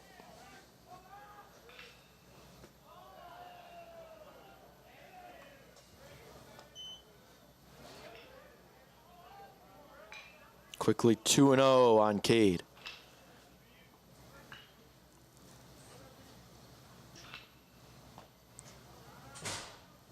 Braden gets a foul ball on the 2-0, a big hack from LaBruya. Ground out in the first. Sack fly in the second. That didn't generate a run. And then a strikeout in the fifth. 2-1. 3-1 ball game here in Kingsport. It's going to miss outside, and the count will match the score.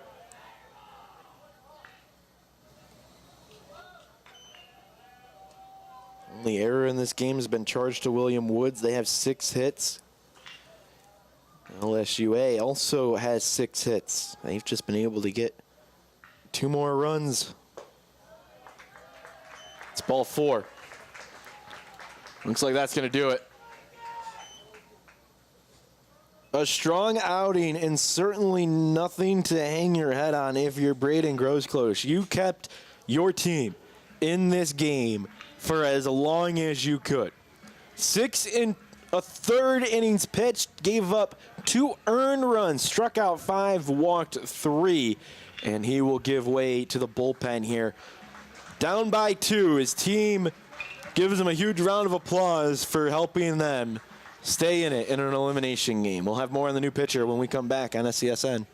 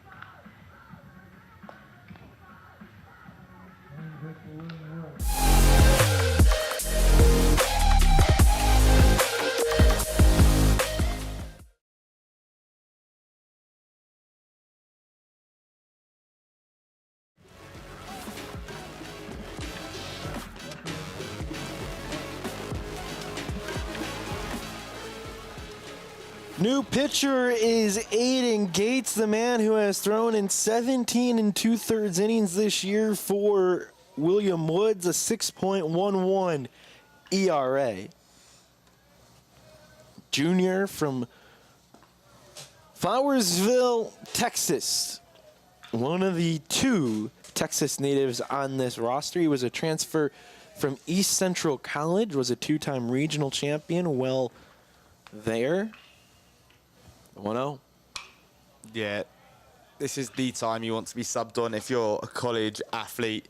Your team, right now it looks like that they're potentially going home season over. This is the time where you want to step up. There's a bit of pressure on you. Go and do your job. Do everything you've been doing throughout your whole collegiate career and give your team a chance. If he gives away no runs, it puts them in a real good position going in to the last couple. Not an easy spot to enter, though, because Cameron Parks is the batter. Dalton Wilson looms, and you have runners at first and second with only one out.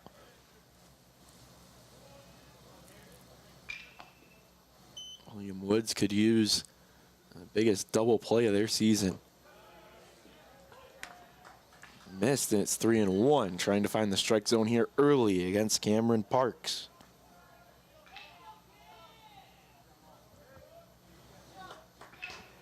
Outfielders all have pretty decent arms. If you do want to test it, LSUA has a ton of speed. It's going to be ball 4. So the bases are loaded all on walks from 2 different pitchers. Is this a good time to use my yard card? It is. It's a perfect time for that. Dalton Wilson is the batter, folks, and Frank Osborne has called for his yard card. In an elimination game looking to extend the lead, the bases are loaded for the lefty. First pitch he sees is a strike.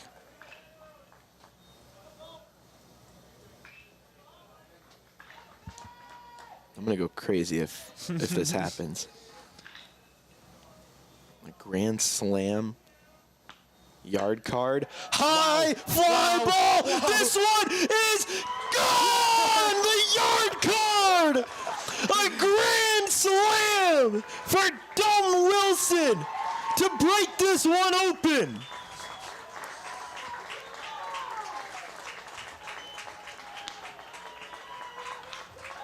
Seventh home run of the year for Dalton to lead this team.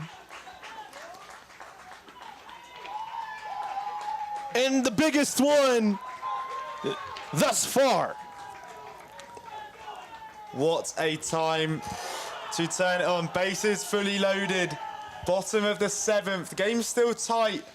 And that sort of puts it almost out of reach. And that's my yard card used to maximum efficiency. I will be. You gotta get down to your summer league, so I'll send a case down to you in Houston. Perfect. It's the first time I've ever used a yard card. Of course, well. a what? Yeah, this is Beginner's luck. something like that. That's incredibly impeccable timing on your part. And they're gonna bunt, try and keep this inning going. Long throw is gonna get away. Runner takes off for second. That is Langley forcing himself into scoring position. LSU Alexandria trying to keep the scoring going. Yeah, like we said, momentum is huge. And after a grand slam, to extend your lead and to give you that bit of safety, everybody in the LSUA dugout is just feeling confident. Prior to the game, this is where the moment in everybody was trying to figure everything out. They're going to get a new pitcher here for William Woods with their season on the line. Have to find a way to stop, and Aiden Gates is going to come in and not be able to get an out.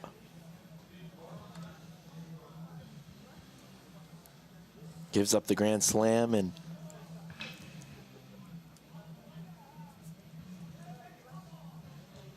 before the game, though, LSU Alexandria actually, with the new pitcher coming in, we'll step aside, take a break, and we'll tell you more about what their pregame ritual was for LSU Alexandria when we come back on the other side.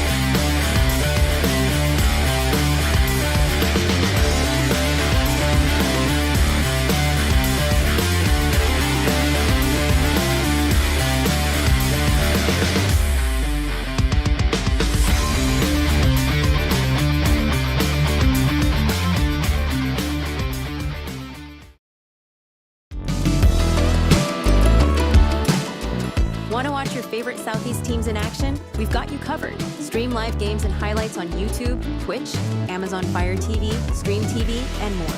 For all the details, visit our How to Watch page at sesnsports.com. It's your one-stop guide to catching every play, every time, wherever you are. The Southeast Sports Network, bringing the game to you anytime, anywhere.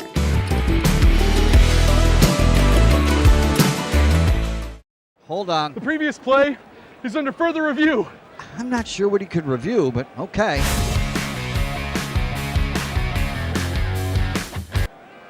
Sure has been a while. Dine in at Buffalo's Cafe for the football season.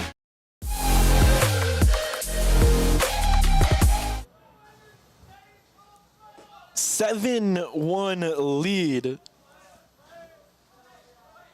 as Keith Petemeyer comes in. First pitch swinging out to right field. This will be caught by the right fielder, Jackson Kern. Runner will tag up and get all the way there. So productive out for LSU A after the big grand slam from Dalton Wilson. Yeah, they won't mind that. Nice deep hit, just meant he could cruise into third. And now base hit and they score. Grand slam home run from Dalton Wilson. Now the difference, 7-1 is our score.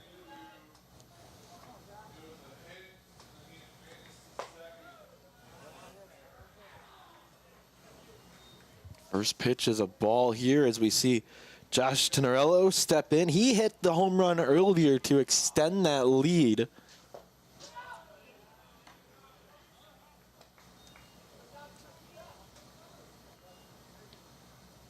And on the 2-0 now, has another opportunity.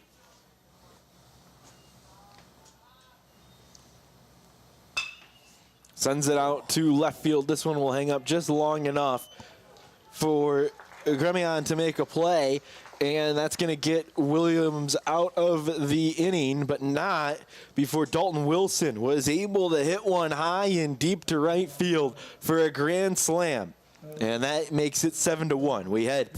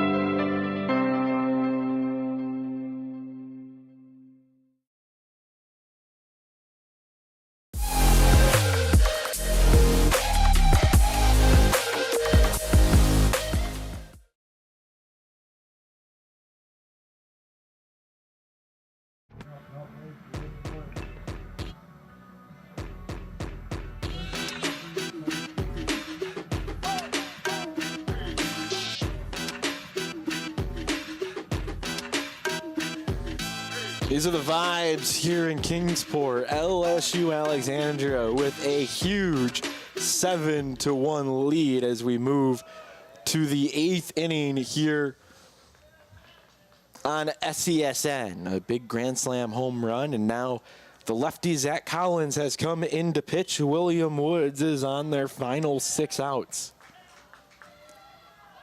Yeah, that grand slam, absolutely amazing. A perfect timing, just extended lead, and it almost feels, not a game's done, anything can happen, but it would need a miracle. 1-1 goes to 1-2 on the swing and a miss. Zach Collins comes in to pitch.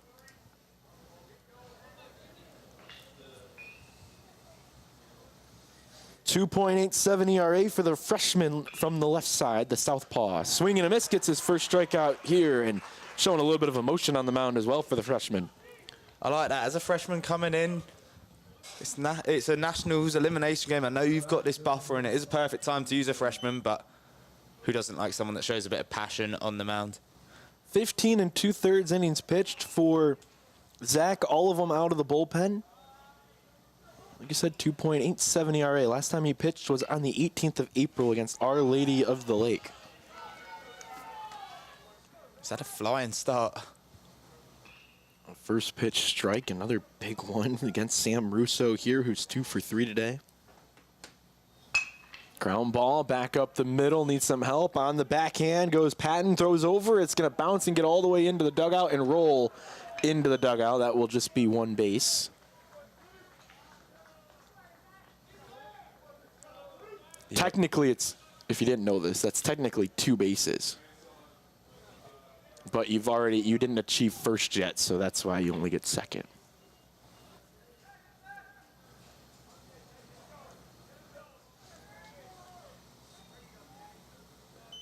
That's why we often say they only get 1 base, but they're technically actually getting 2.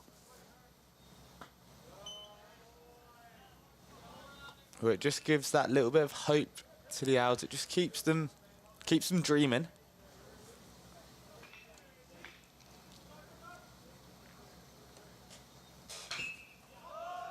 High fly ball going out into shallow right field. That will be caught by Patton, and that will be the second out. Wow, there's high and there's high. That went up to space. Played a 1-2 of the International Space Station before it came back down.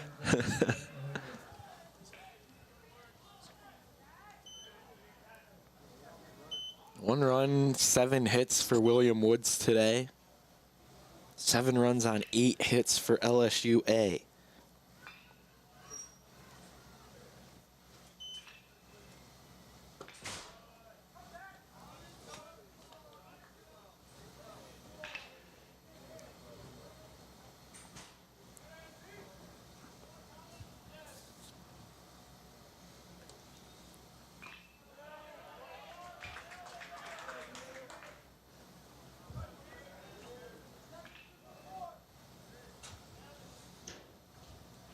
Looking at our YouTube comments, if you want to interact with us, YouTube, the best place to do it. We periodically check those comments. Foul ball makes it 1 and 2. Willy Wonka is what I'm going to refer to you as. William Wonka is the username, but said, let's hope they keep the fouls away from the booth today. And William, what I am going to tell you is I just want 1. Everything else can stay away, but I want 1, and I want to make a play on it. Yeah, a big double play. We'll get and fire it in. 1 and 2.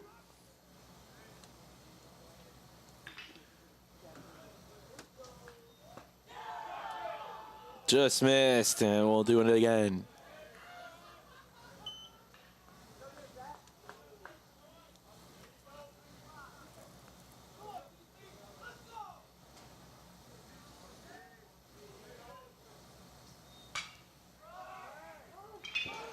Into foul territory, tough play, and it's made by Trevor Dooley. Had to track that one and turn around like an exquisite dancer and made it around.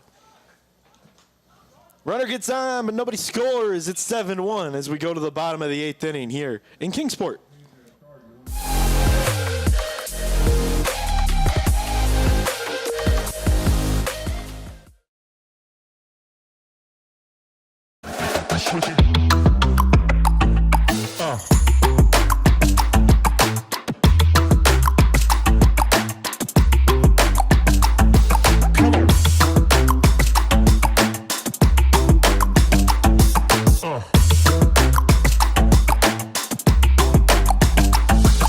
pushing.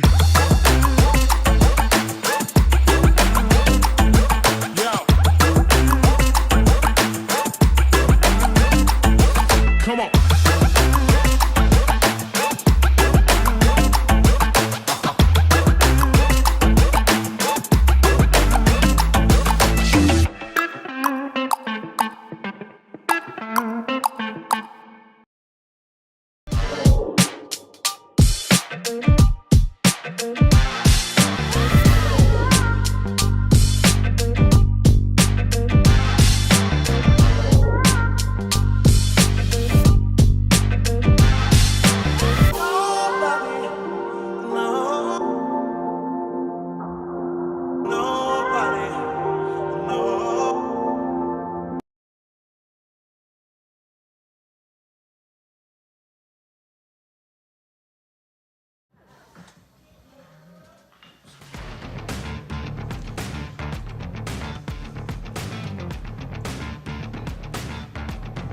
Take a look at our upcoming schedule and our previous results here on SCSN. Our next game coming up is the Winners Bracket Tournament.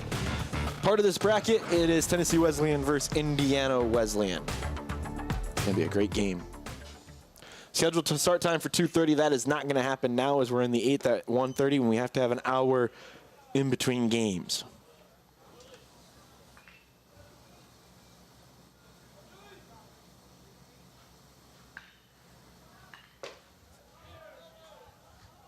One ball, one strike here as we move into the 8th inning. It will be LSUA looking to either get 4 runs or we'll have to pitch in the 9th and close it down and get 3 outs.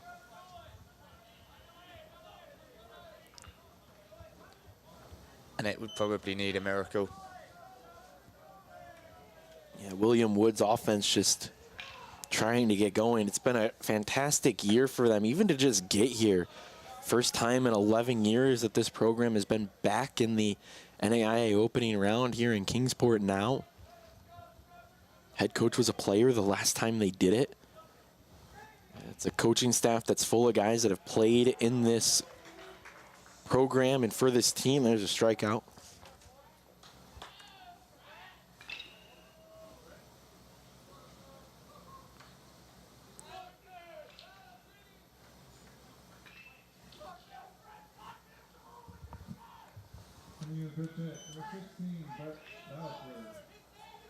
Pinch hitter on for LSUA.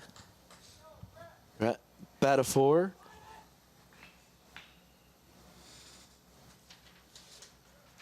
These guys will play again tonight.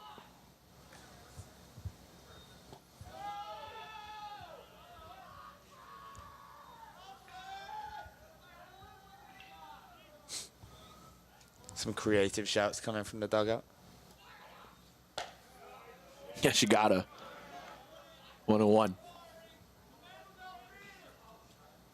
Batafor is batting it in the Shea Thibodeau box, or part of the lineup.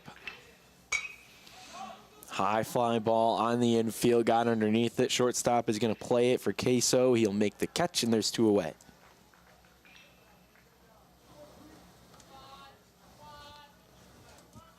Yeah, another very high fly out. Just gives the infield time to just get underneath it and watch it down, barring the sun doesn't get in their eyes. Yeah, that's we talked about high sky, no clouds here in Kingsport today.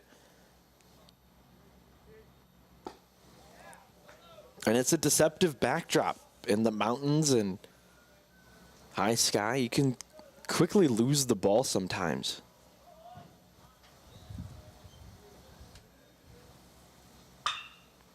Another fly ball that's high in the air, but playable for Jackson Kern, and it will be William Woods that is looking to keep their season alive, down by 6 with only 3 outs left. LSU Alexandria looking to play in their next elimination game later tonight. We'll be right back for the 9th inning on SCSN.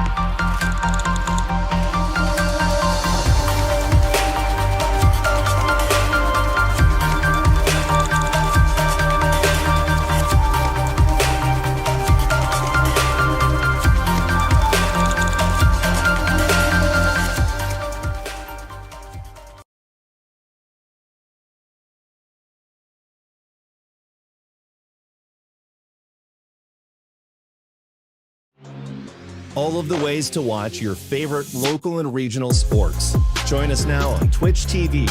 You can also find NSPN on Amazon Fire TV or visit us live on YouTube as we stream games there as well. Another fan favorite.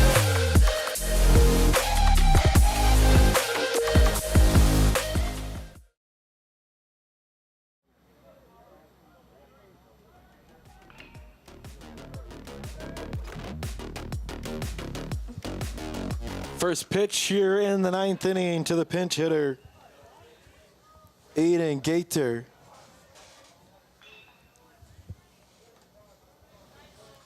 Ninth spot in the order. Trying to get anything going for the offense. Yeah, they need something, and they need it quickly, efficiently, powerfully. 0-2. Sent out, and a bloop single for the first hit here in the 9th, and William Woods has a little bit of life here with nobody away and a runner on. Yeah, that's what they needed. They needed to just get on base and ask questions of the Generals' defense. Down by 6, so those runners will go as station to station as you can. Don't want to run into an unnecessary out. I remember yesterday we saw Weber International put up a couple runs in the 9th, made that game closer than what it was, and here we go, another chance for that. Here's the prime example of not running into an out. Gaither, instead of rounding and going first to third like he might do early in the game, stay at second, keep the train moving. Back-to-back hits to start off the 9th. Yeah, that Weber game didn't really feel like it needed to be close, but I think everyone knew the quality of Weber, plus the pitching change. It just became quite a nervy affair in the end. And it made that game look closer than it actually was. 10-6 was the final. But really, the final score was... It was 10-6, but it felt like a 10-3 game. Yeah. And that's what it was going into the 9th. That's what it was when Nick Waven called it a day. Yeah. It's 7-1, so LSUA just trying to get the last 3 out. Zach Collins is on the mound for his second inning of work. Came in of relief of Colin Arad, who went 7 innings, 6 hits, 1 run. It was earned, 2 walks, 6 strikeouts.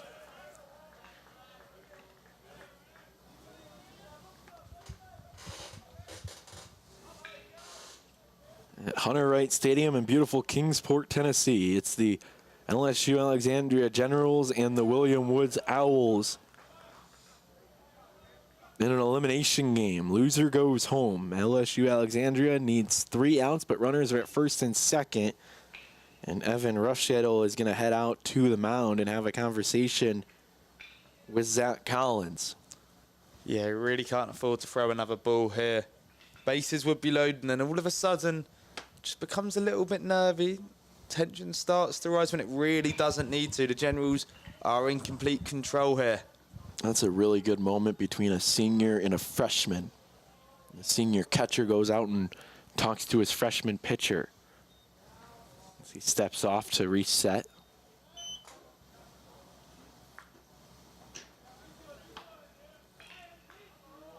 Three and 1 on Cam Queso.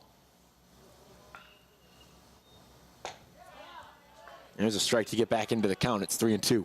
Yeah, he needed that one, and he needs another big one here.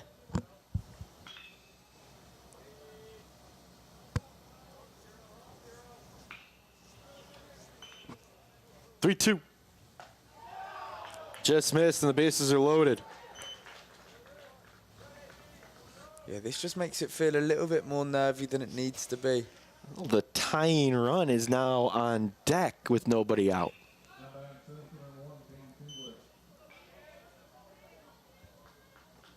And it's the top of the order.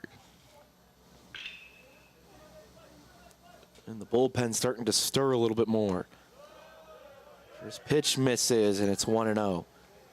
First 2 get on with base hits. That was Aiden Gaither, who now stands at third.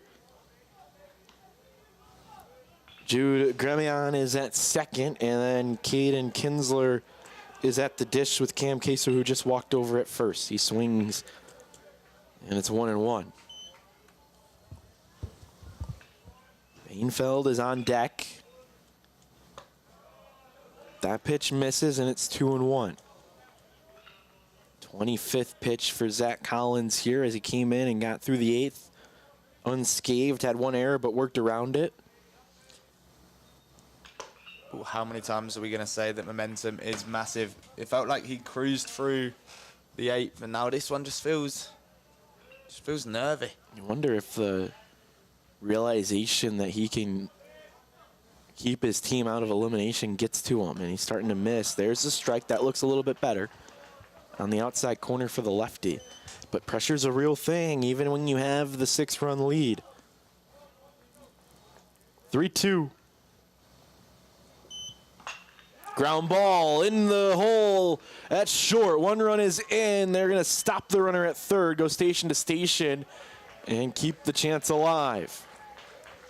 Yeah, a smart decision there. A nice drive. Just found the gap.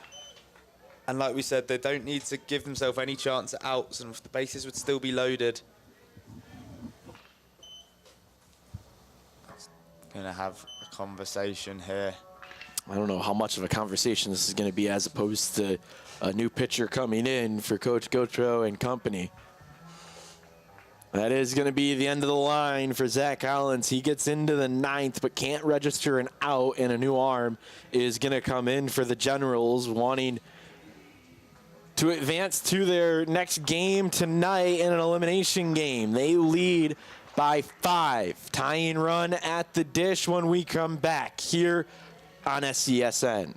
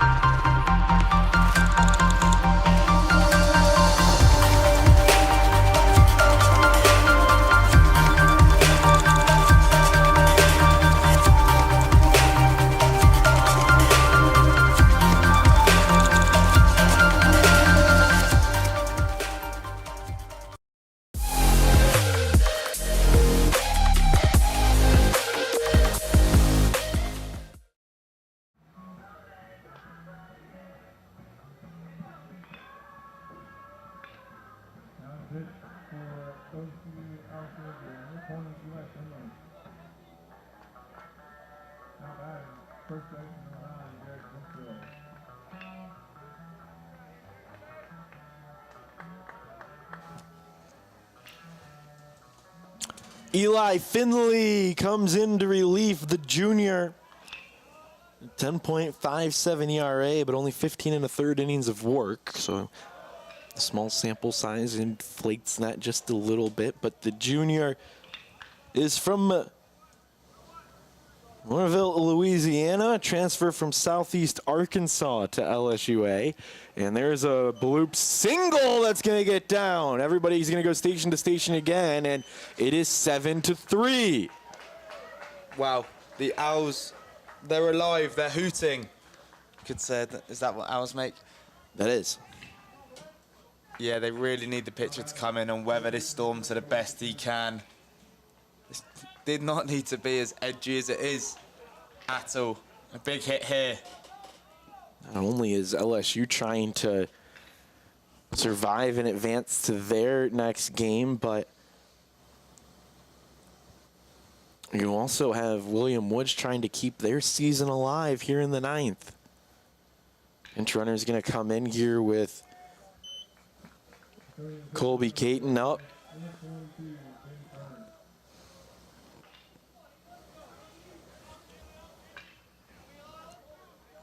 Sounds like James Turner. Still with no outs. No outs, can't even buy one. You can sacrifice a run here to get an out, but you can't do too much here. This is the tying run.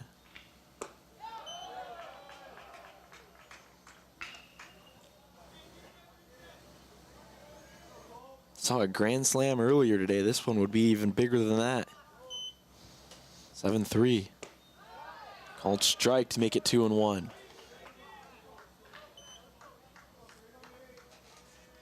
Ben Kern, the runner at first to bring some speed in.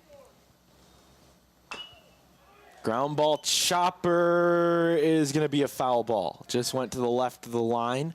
Everybody ran it out. That would have been no play had it stayed fair. You would have gotten an infield single and a run.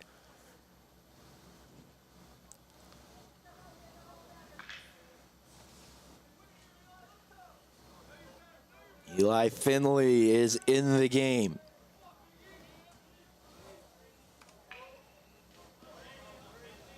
Trying to close this one out and send LSUA to the 6 o'clock game tonight.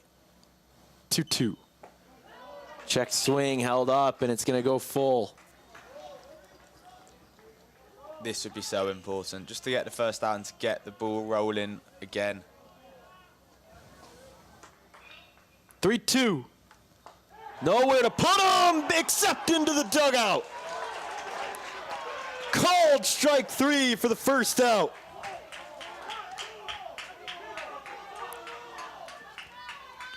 Big argument, and that's going to do it. And John Cavness is going to get run from this game for arguing balls and strikes in the final inning.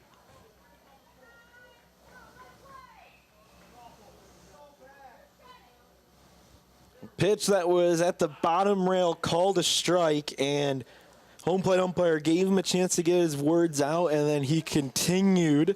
And usually after the first warning, you get tossed after.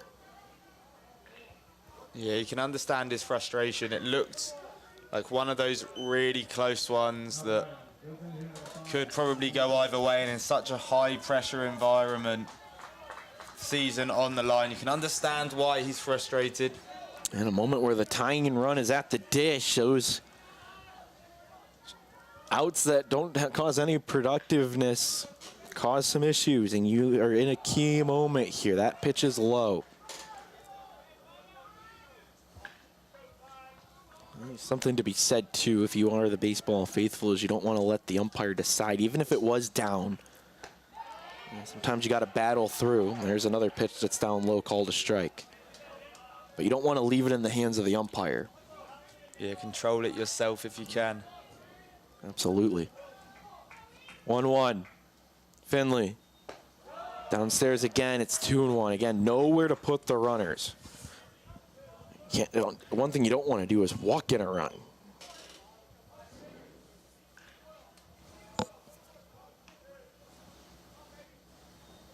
Sam Russo fouls it off. Nearly hits the Indiana Wesleyan team. Are they waiting over there? Yeah. All in their red caps.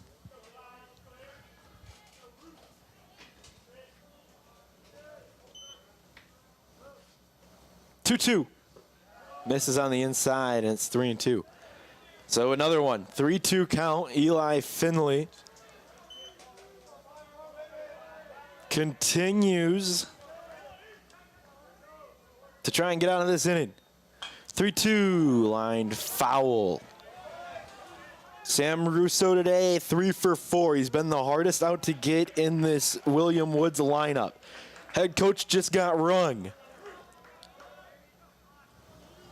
In their final inning here of the season, potentially, trying to at least further it. They're getting closer. The first one was about 100 yards from us. Then it was about 50. That one was about 20 yards from our window. 3-2 again, 1 out, bases loaded, 7-3. Fly ball, left field, long run, laying out about to make the catch is Cameron Parks. One run will come in. And they're going to throw out the runner at second, have to tag him. And actually, did that get dropped? Well, he goes for the acrobatic attempt. If he'd have got there, that would have been one catch for the ages, but... Yeah, it looks like Cameron Parks dropped it, so apologies for us. Run does come in. They end up getting the force out at second, though. So of all that, Sam Russo reaches on a fielder's choice.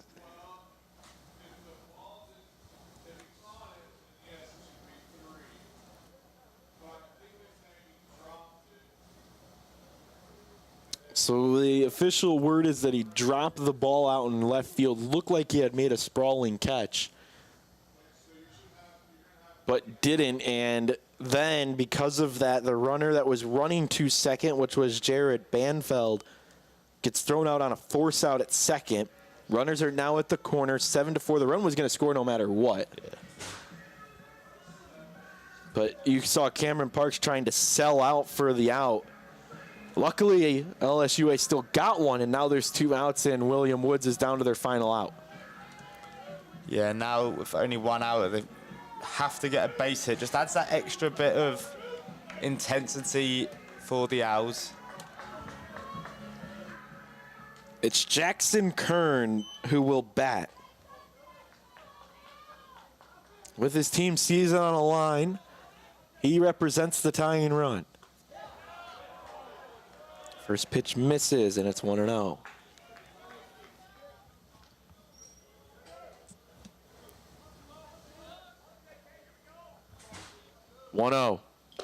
Fouled into the glove. It's 1-1.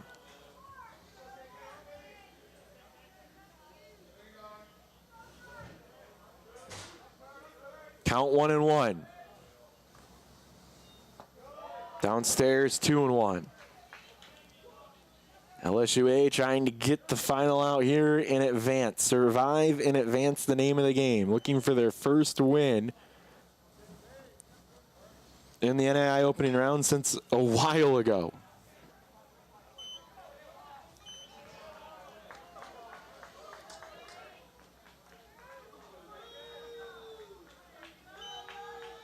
The last win they got came here in Kingsport against Judson. They won that game 9-4 back in 2015. They got swept out of the regional in 2022. Called strike 3.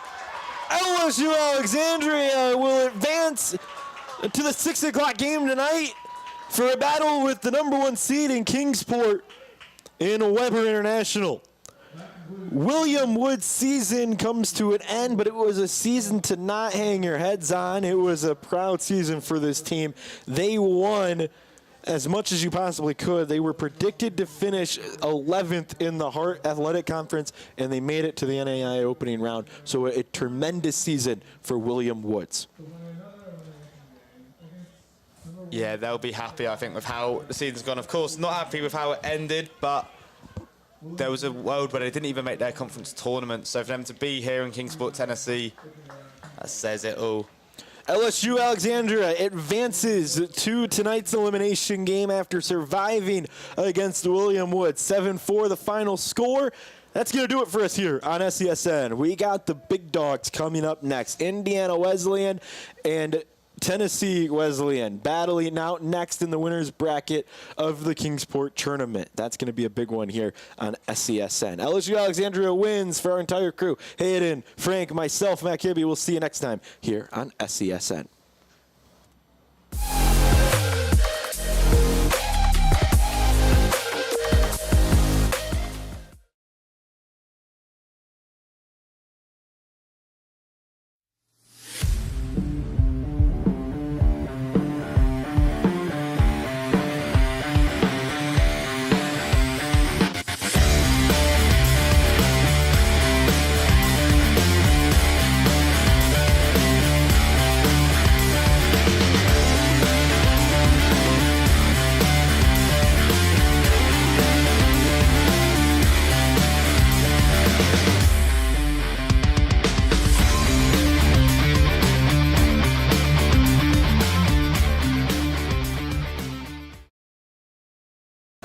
shake it.